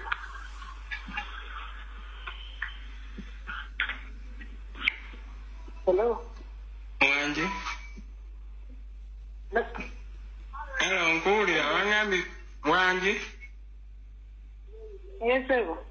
Nti muwandiisa mwanyi. Yes, sir. Wembaasi wandisiza ki ekiddirira? Ekiddirira? Ekiddirira kijja nnyo kubanga. Wanje? Singa bw'obimanyi nti nange ndi mukozi. Mbadde nkugamba. Owulira? Nkuwulira. Ekiddirira? Kyemanyi ojja kunyigirizibwamu ng'otunda ku mwanyi kubanga ebiseera ebiddako tugenda tunda mwanyi nga tolina kaadi gye tugamba. Kati abanazigula be babatuwandiika. Abakola ki? Abanagula emmwanyi be babatuwandiika. Siyose kuba nange ndi mu kuwandiika naye siyesa bagenda okugula emmwanyi. Abagenda okugula emmwanyi kyensuubira sina kyensuubira nabo bagenda bawa kadi ezaabwe. Gavumenti egenda kubeebawa layisinsi. Bano abasuubula emmwanyi bano abangi abaliko bagenda bajjako bateekeko gavumenti begenda okuleeta. Naye nga talina kaadi tebagulaako mwanyi. Kale. Zange. Kale nti nze zange saalima za kutunda zange nalima za kunywa kofi. Which is okay, no problem. Oba walima za kunywa kofi. Tujogeddwa. Wanje? Tujogeddwa. Mujogeddwa? Anti era ky'oba omanya bw'obeera ng'okyali mu gavumenti ekutwala essaawa ya leero ekikijjanga ekisaaga ne kifuukira ddala ekiriko. Kati kiri gy'oli oba owandiisa oba towandiisa kiri gy'oli tebakaka. Gavumenti eriko ekoma kisanja kino.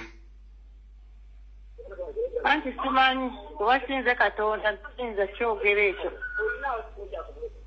Gavumenti eriko ekoma kisanja kino 2026 bigenda beera biralamu. Oba olisho wamunange wali buzibu. Tekubadde ng'emmwanyi baziwandiika. Tujja ne tubagamba wano ne mwesuleegwa naggamba ne mulowooza tulimba buli kimu tukibalekera awo. Bali mu kuwandiisa mmwanyi buli alina emmwanyi mu Buganda. Bw'oba tewewandiisa tonawe ogenda zitunda.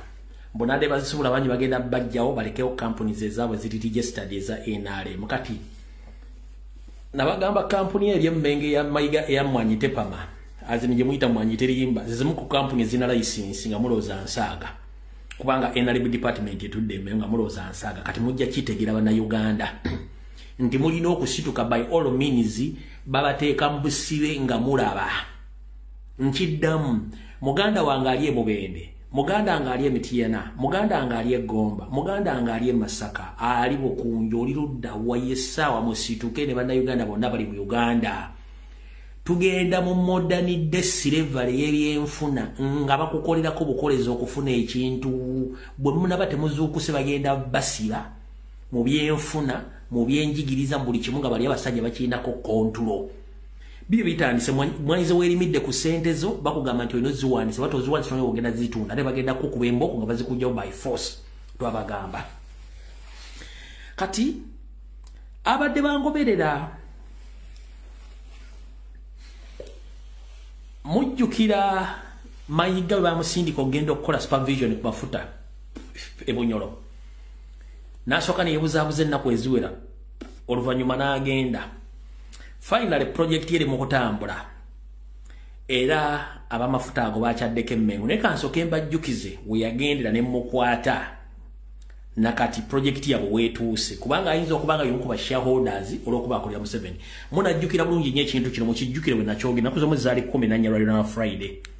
Wulira nayogera Friday 14 17 Mayiga na 17 Mande Mayiga n'agenda ewa e Bunyoro. Kati wano yono nga sinkanye kampuni esima amafuta.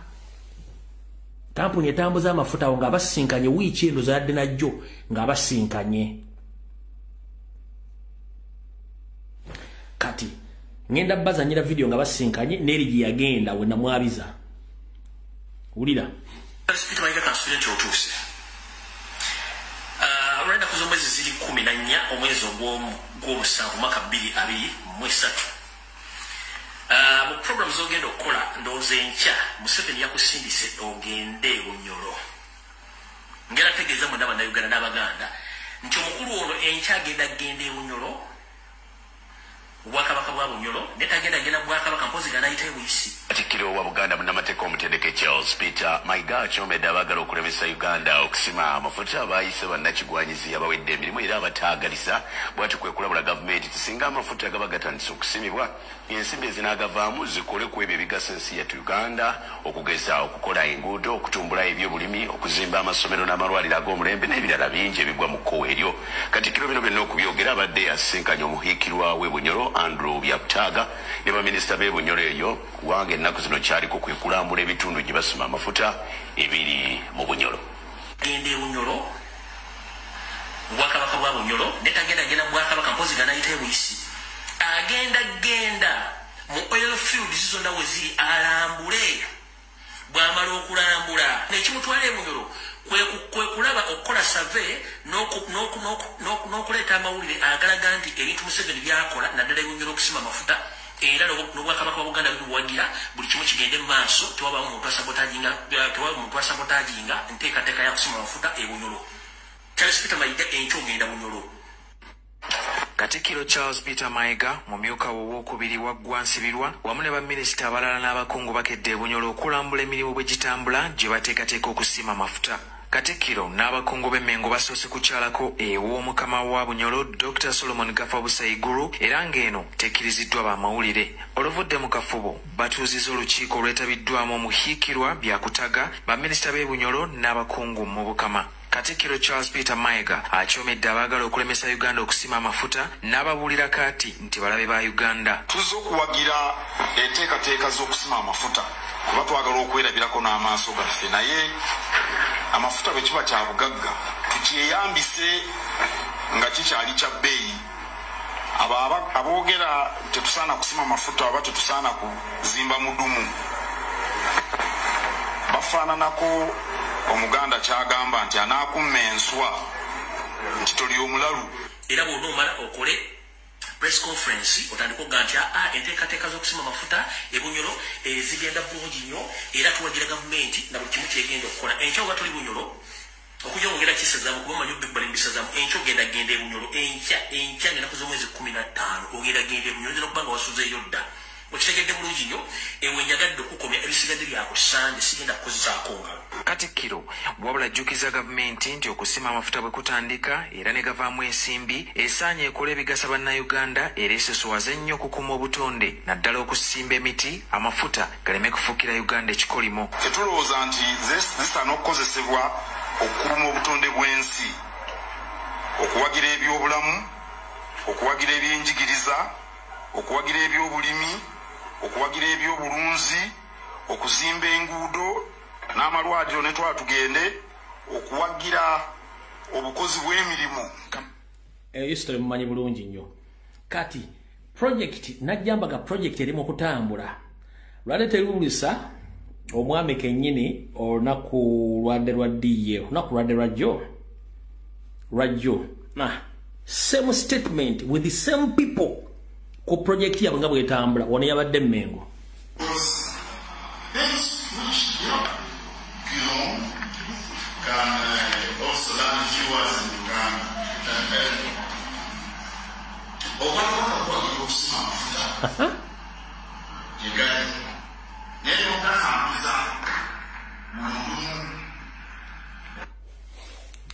Obwakabaka buwagira okusuma amafuta gigali midumu.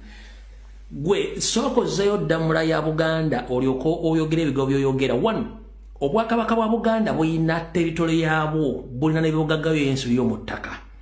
Amafuta gali mu bwakabaka bwa Bunyoro ng'Abanyola basinga obungi battiddwa, abala bali mu ki? Bali mu concentration camps. Muzzukulu wa Buganda Kyagulanyi Ssenta mugo omukulembeze omulonde yagenda e Bunyoro n'alaba abantu bali mu concentration camps abatasasulwa kubajja ku mataka gaabwe. Buli lw'oyogera nti obwakabaka bwa Buganda bulwagira okusima amafuta oba oleetawo okulwanagana n'obukyayi wakati w'Abaganda n'Abanyoro. Fe Abaganda totulipresentinga mu bikolwa byo ng'owagira musajja Museveni. Abanyoro bali mu concentrated camps, abala battiddwa bagibwa ku mataka tebasasulwanga nga n'emyezi ena emabega. Abantu bonna Abanyoro abaaliyo bagoyibwa ku mirimu ne baleeta Abanyarwanda okuva e Rwanda special ne bayingira mu bintu by'okusima amafuta, eby'okuzimba ebisaawe n'okulongoosa lw'omugenda oteekebwa amafuta. Kati gwe musajja gwe saagala otuleetere buzibu nti Abaganda beekobaanye okutwala amafuta n'okutawaanya obwakabaka bwa Bunyoro okubajjako ebibugagga byabwe. Ompulya bulungi nnyo? Baakugambye ezzayo ddamula emyezi giweze 3 wagaanye. Ndategeeza Abaganda nti omwami oyo yali mu kutiisatiisa Ssaabasajja Kabaka ng'amusindikira Salimu Museveni n'abantu abalaba mafiya bali e Mmengo. Kati njala tegeeza Obuganda omwami ebintu byonna by'akola abikolanga ye kuba kati kyewaggula kyetwala. Era emirimu gy'akola gyonna kati agikola. Kiki ekimukozesa ebintu ebyo kandi wavire ku ntono? Mayiga bw'amala okubba n'okutunda ettaka lya Buganda lyonna yasalawo omululu ne gumuyitirira n'ayagala atte mukama we akuze Omulangira Ssemakookiyo oba Sinakindi babeerewo n'emufere munne David Wasajja. Bwe bigana ne tujja ntubitegeera ntukuba enduulu Ssaabasajja Kabaka ne tumutaasa n'awona n'asalawo amuteekeko empiiga mpaka olwali. Byonna bye baakola mbadde nzimbi bannyonnyola. Kati ensobi gye yakola yaddiira ssente ebitundu 6 ku buli 100 ze yatunda mu ttaka lya Buganda n'addamu n'azisiga mu bwakabaka bwa Buganda ng'akola project ezize ng'azisa mu mannya ga Ssaabasajja Kabaka ne Buganda. Kwe kugulawo kampuni simanyi Majestic Brand, simanyi Mirembe Villa, simanyi ani kampuni zonna ZBBS zonna n'addira ebitundu 6 ku buli 100 serezi yabba n'addamu n'agulawo kampuni mu Buganda. Kati bwe bamugamba afuluma olwaleero Mayiga lwaki yatta omuntu? Mayiga omugamba olwaleero afuluma kyekintu yakyensonga lwaki era yagala okutta Ssaabasajja Kabaka ssente ezayamba ebitundu 10 ku buli 100 mu Buganda, ebitundu 6 yaddamu bakita reinvest. Ne bazimbamu ennyumba z'eno Ekigo, ne bazimbamu enda ziri eno sayidi eno Wakiso ze bazimba. Agudde Mwanyitepa maje muyita Mwanyiterimba, agudde simanyi Mbakye Sticky Brand, simanyi akoze biki, byonna zonna kampuni zagenda gulawo zonna mu mannya ga Ssaabasajja Kabaka n'aga Buganda. Kati amasomero ge bazimbye ku ssente za Buganda ku ttaka lye batunze gonna omuli bakiwalabe male. Kati bwe bagoba Mayiga Emmengo lwaki yatta omuntu? Era musaasire nnyo Ssaabasajja Kabaka. Kasajja yakasabye eddamula kagiremedde. Kasindika abasajja okujja okutiisa Ssaabasajja Kabaka kakola buli. Abaganda mwenna tulina tasikeezi kati kubanja ddamula na kubanja accountability yabbina mutungo. Kati akasajja kano nabagamba dda temwategeera kuva dda kajja keeteekawo ka imposter abasinga obungi temwamanya. ntaka nakulyako amenvu kajja keesesa kajja keegonza akasajja kano kaaliwo bali baakateeka mudda kambalageko ku bifaananyi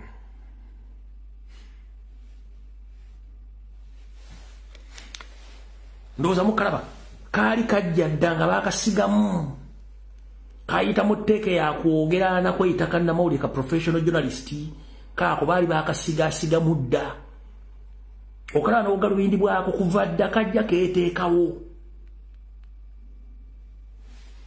nkabalaze nno mutegeere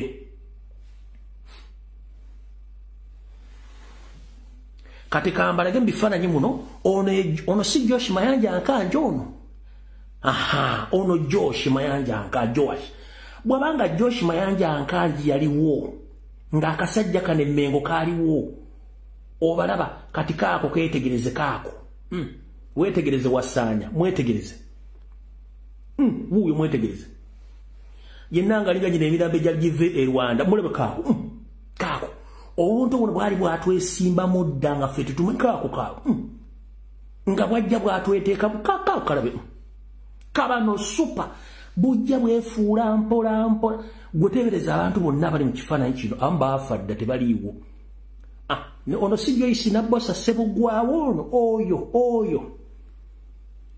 oyo si Nabbosa Ssebugwawo kweri oyo ono ndoza Jebbi Walusimbi oba ono Jebbi Walusimbi ono oba ono afande Mayanja Nkanje naye simanyi oba ye nja kuddamu tunne ebifaananyi bino naye nga akasajja kano okalaba kaaliwo nga weebuli bwetaddemu awo keefudde nti kali innocent kalengere akayiringu nga keefudde kali innocent olaba kaluma omumwa kaako nga kalumwa akayiringu okalaba nga kaluma omumwa nga kamanyi mission yaako yennyini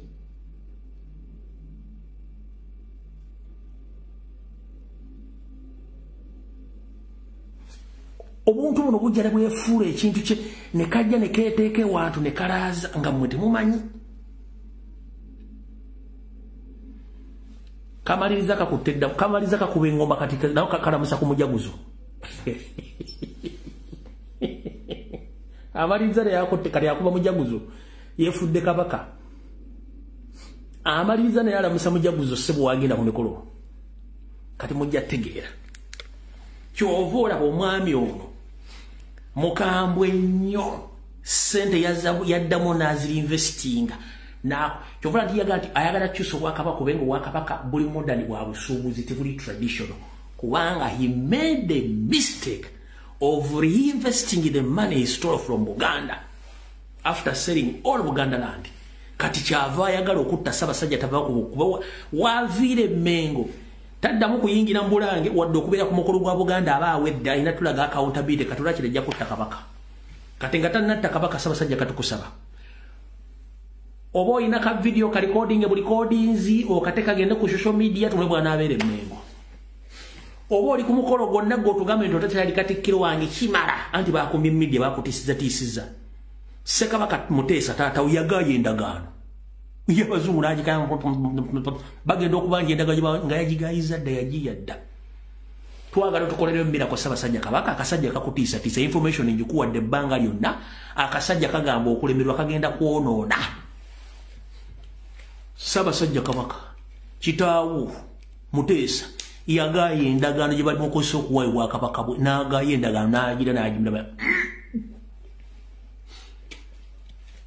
bwabaganya okukkiriza okugamba nti aveewo tukoleyo kavine bakakaddakiika emu nti Baganda oyo takyali Katikkiro wange kimala period oba ozze ku mukolo oyiseyo nti bannange ntudde wano olwaliro ono takyali Katikkiro wange kimala okujja nga bakusse ne kitaawo yakola ekyobuziba yagaye endagaano n'agimira omungereza agenda okunoonya endagaano nga Ssekabaka Muteesa agigayiza agimize ffe tukolera ekintu kimu oba oli wuluddawa otulikodinga kavi ne bakaba kaddakiika egi okatuteera twewaddamu ogamba nti Katikkiro wa Buganda otherwise ekiri atabale kyekira n'asigadde waka buli kimuto kikubuulidde nga bwe kirina okubeera abakulumba tubamanyi bakusindikira abantu bakutiise mbu omusajja asigalewo n'olwaleero wamugaana ogenda okuddayo mu masiro amasiro n'ogaddiza Nsubuga architecture waago nsobola okukuloopera nti omusajja ono yazzeeyo mu masiro era kandawo ba footage namutaddemu akayivumu mwenzi footage wange mbeera naye Ssaabasajja Kabaka nsobola okukuloopera omutamanya ngamba ono wamugoba okuddayo mu masiro n'ogaddiza architecture waago omukulu Nsubuga nkuloopera nti olwaliro mutamanya ngamba azzeeyo mu masiro Kasubi kitegeeza tawulira bye wamugamba wuuno abaddeyo leero omulaba abaddeyo mu masiro Kasubi wuuyo naye nga amugamba taddamu kwesaaza mu masiro g'aba Ssekabaka omulaba bulungi nnyo wamugamba taddamu galinnyamu naye abaddeyo bulungi nnyo n'abantu be wuuyo omulaba n'amagye gawo gatudde mu Buganda mu lubi lwa masiro g'aba Ssekabaka amagye gayingira mu masiro g'aba Ssekabaka baabo babaddeyo olwali mu masiro ga Kabaka g'aba Ssekabaka baabo alright nakino kankiyise olumu nakyo mukitegeere nawo tuveewo awo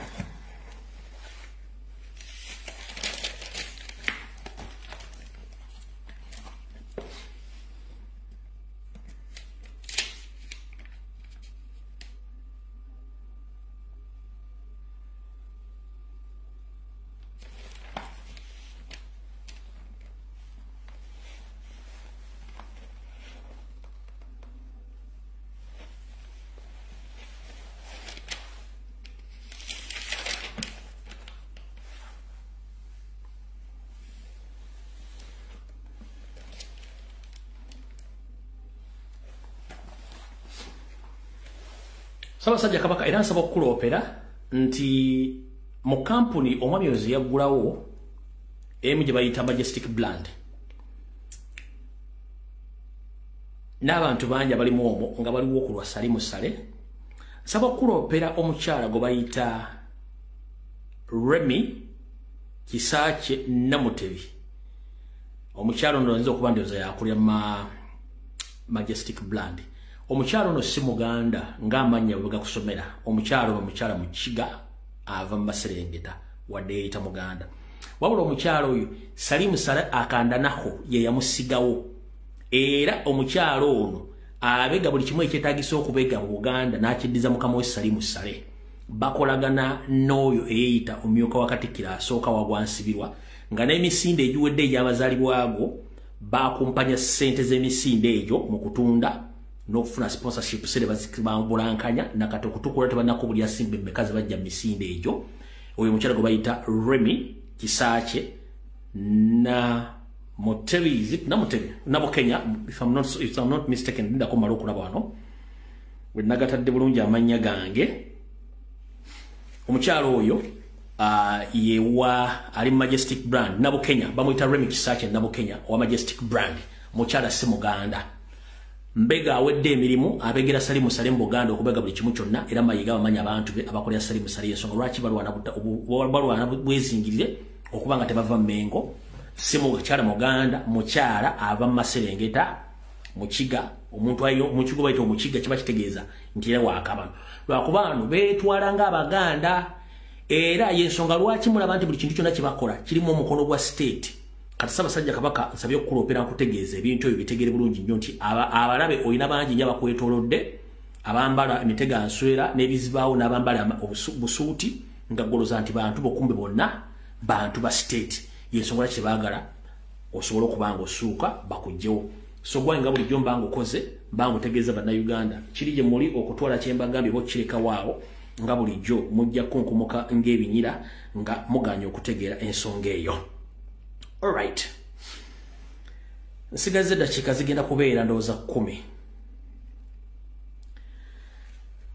Bwe mba nganzize wano ne njogera ku kigambo kyonna ne nkutegeeza muganda wange ensi weeri si bweri woogirowooza si bweri wuliriza ku bye nkugambye oba twalako obudde otegeere lwaki oli muddugavu lwaki gwe buli kimu kyokola tekisucceedinga lwaki gwe ofuuka ekyokugezesebwako eri abazungu ebikola byebakola nenkugamba omuzungu eddagala lyamira lyanjawulo n'eddagala lyomira wadde lirina erinnya lyerimu n'ensiba y'emu wabula byanjawulo n'eddagala lyebabasibisa oba okubasibaga lyanjawulo ku lyabo lyebakozesa muganda wange yenna ali mu Uganda naddala ali mu Buganda tokkirizanga omuntu yenna okujja okusibaga famire balawo okusibaga eddagala lyebakusibaga si lyetuufu bakola eddagala lya mirundi ebiri eryabwe ery'abazungu eribayamba okubeerawo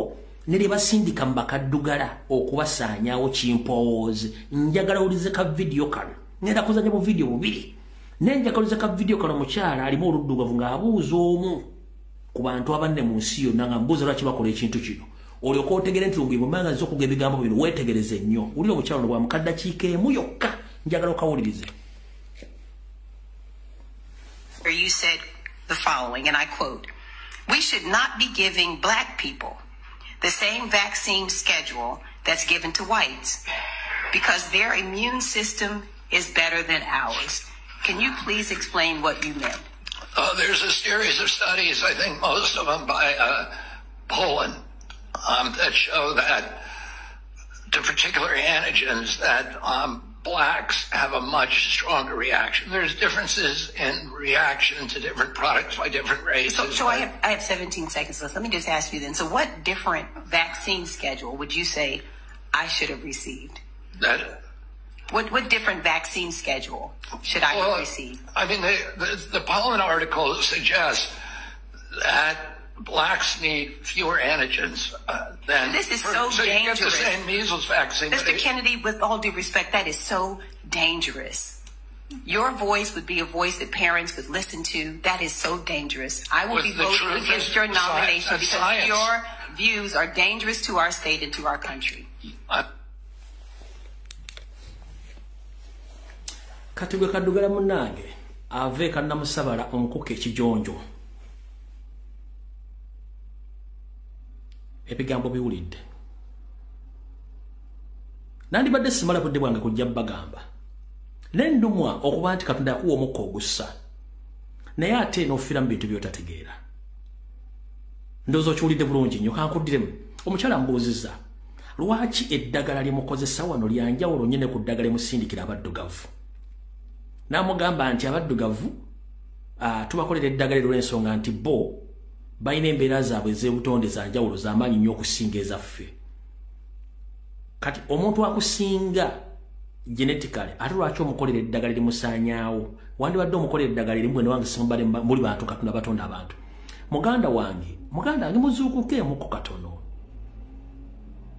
nyumirwa nnyo omuntu akozesa eddagala ly'obutonde era ng'okyaliwo ebirwadde bingi kati ebize mu Uganda omuli pulesa alisa sukaali measles polio biki byonna namusuna kasasiro twala tugende tebyaliwo bajjajjaffe tebalwalanga olwaliwo nzo samuzanaganze tebankubanga kompiso tebangemanga kosimiranga kompeke akozesa ddagala ganda lwaki Katonda Allah yakuwa omuddo ogwo nga buli kimu mwekiri Allah yakuwa emiti buli kimu nga mwekiri neddagala lyalegema abaana mu kuzaala nga bakazaale bakiyita kyogero ekyogero kiri mu buli muti gwonna ogulimu eddagala lisobola okujjanja omwana buli kimu kyonna kye bandibadde bamusibaga eddagala limuba okumuyiwa windows muganda wange muzuukuke bw'osanga omuntu ng'agga nti ekyogero kya sitaani mugamba olinga embaata ya neti kubanga ekyogero abaakibanaaza n'abaakibanyigisa tebaalinga basiru Katonda yawa omuddugavu amagezi lwakuba nti omuddugavu yerabira mangu nnyo n'akyusibwa obwongo ngero kugamba weetegereze nnyo weebereremu Katonda teyali musiru kuwa baddugavu miti kuba amagezi na kuba mubiri ogwo ebizibu by'olina omuzungu wabifuna afiira mu wiiki emu ne gwe wangadde emyaka na Museveni akakalakata akumazeeko eddembe okyaliwo omuzungu just a mere rise in price on commodities esobola abadde wa brown n'afuuka omumyufu ng'ayagala kufa stress zimukuba mumuwangalidde embizi ne muganya okutegeera muganda njala kugamba mutusukuka obwongo oyo mummaliriza ndoza mukitegedde bulungi kati kanzanye noono bwe mubadde babogerako buli kasenga temutegeera bulungi nnyo naye abawe okufundikira vidiyo eno naye kamubazanyire mumuwulire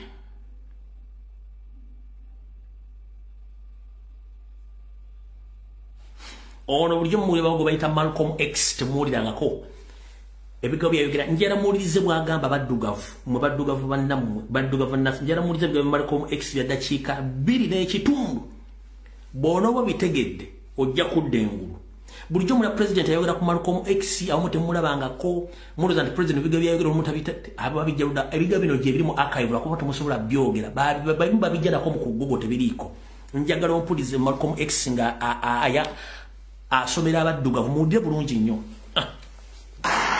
None of you can deny that what I'm saying is the truth. You know it's the truth.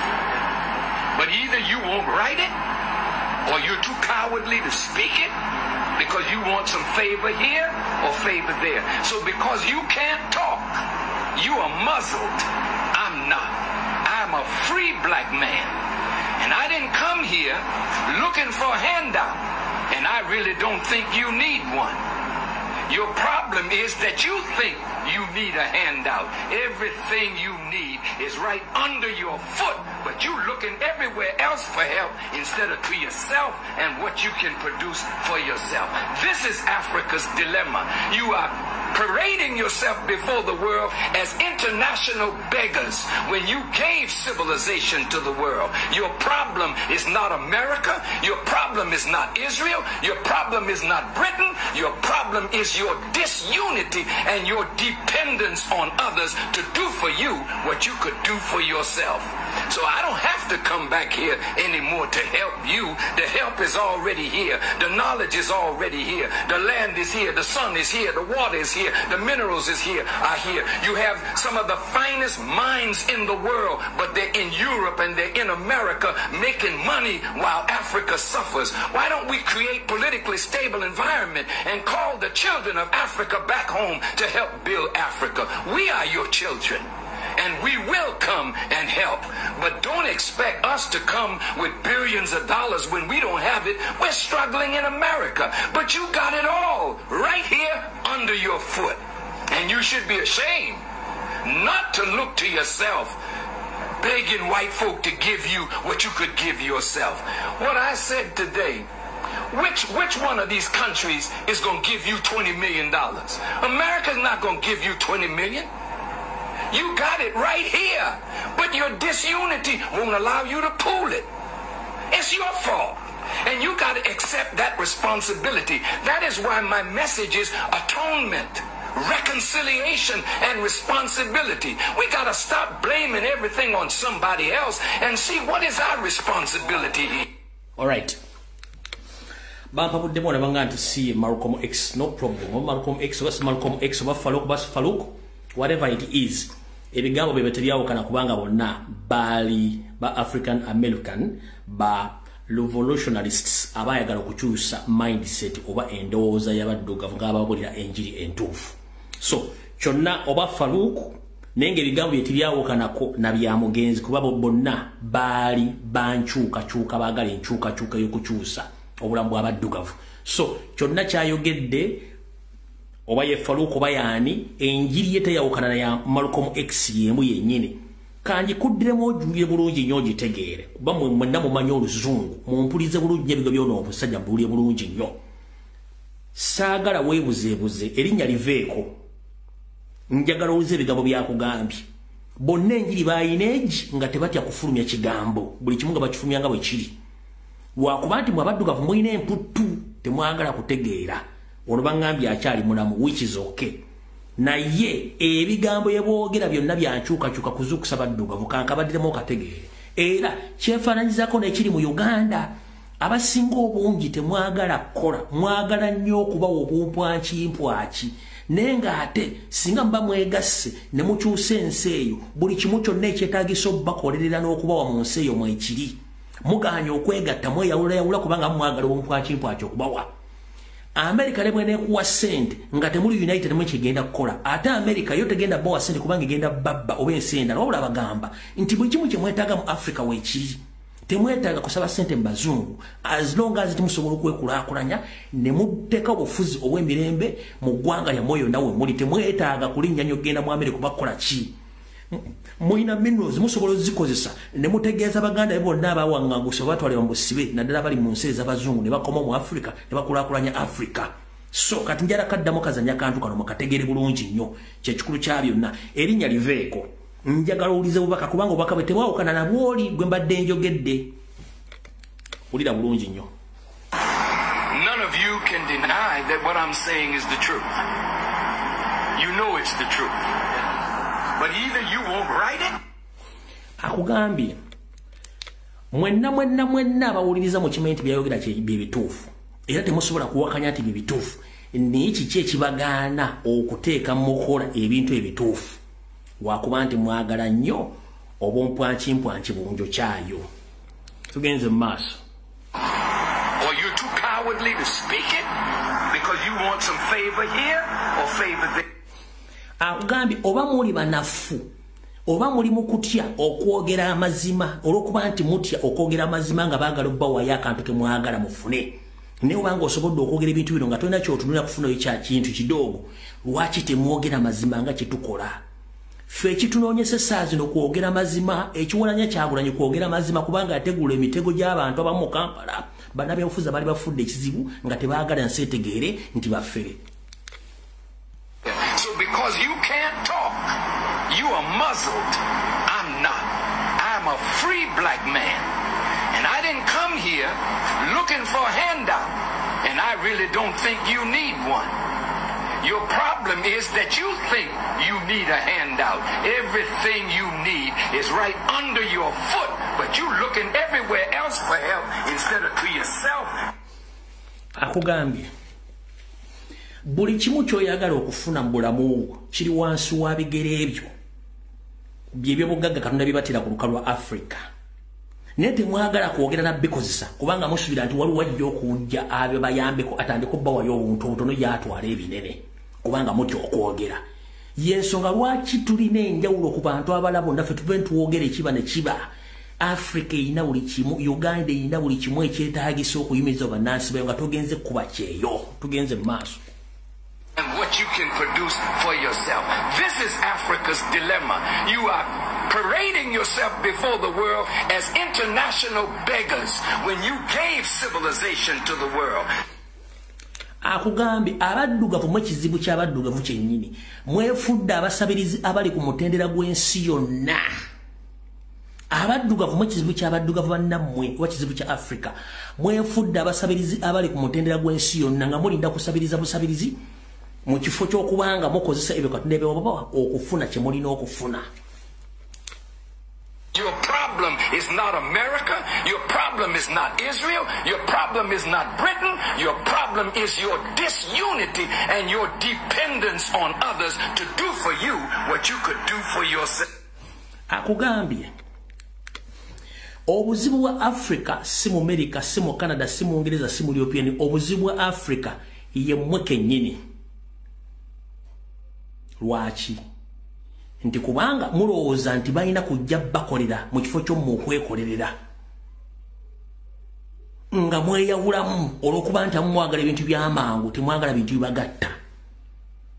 Ompulidde bulungi nnyo kyovula nti abasinga obungi n'eyomugera mu Uganda Beggars Association mu music mu byobufuzi abalyankuzi bwa buli kimu ebigambo musajja abyogera bulungi nnyo kankawunzike. So I don't have to come back here anymore to help you. The help is already here. The knowledge is already here. The land is here. The sun is here. The water is here. The minerals are here. You have some of the finest minds in the world, but they're in Europe and they're in America making money while Africa suffers. Why don't we create politically stable environment and call the children of Africa back home to help build Africa? We are your children.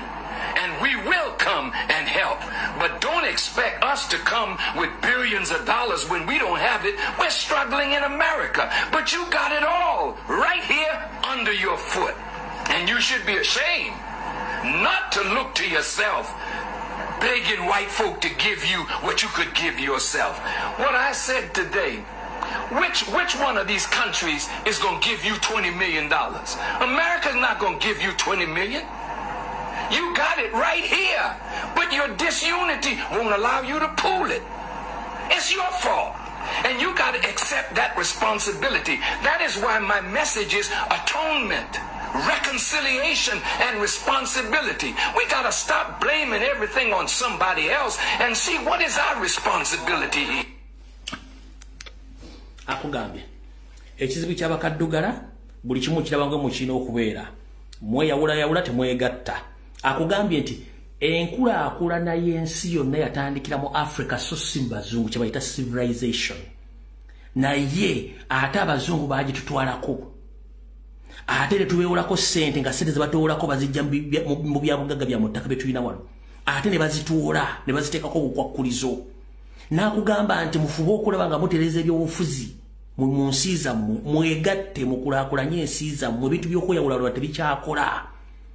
Kyengamba Museveni ekiguze mundu kye nga tusobola okutuula ku mmeeza ntugamba Museveni ofuze nnyo vaako n'omulala kajja afuge, okuliyetinga opportunity mu byobufuzi n'okugyawo obutakkaanya n'obutabanguko mu Africa ensi zitereere, ekitawanya Africa kweyagaliza. Namululu Nanjo Kyayo video ewedde tusinkane ku Lwokutaano mu Open Roof. Mukama bankuumire.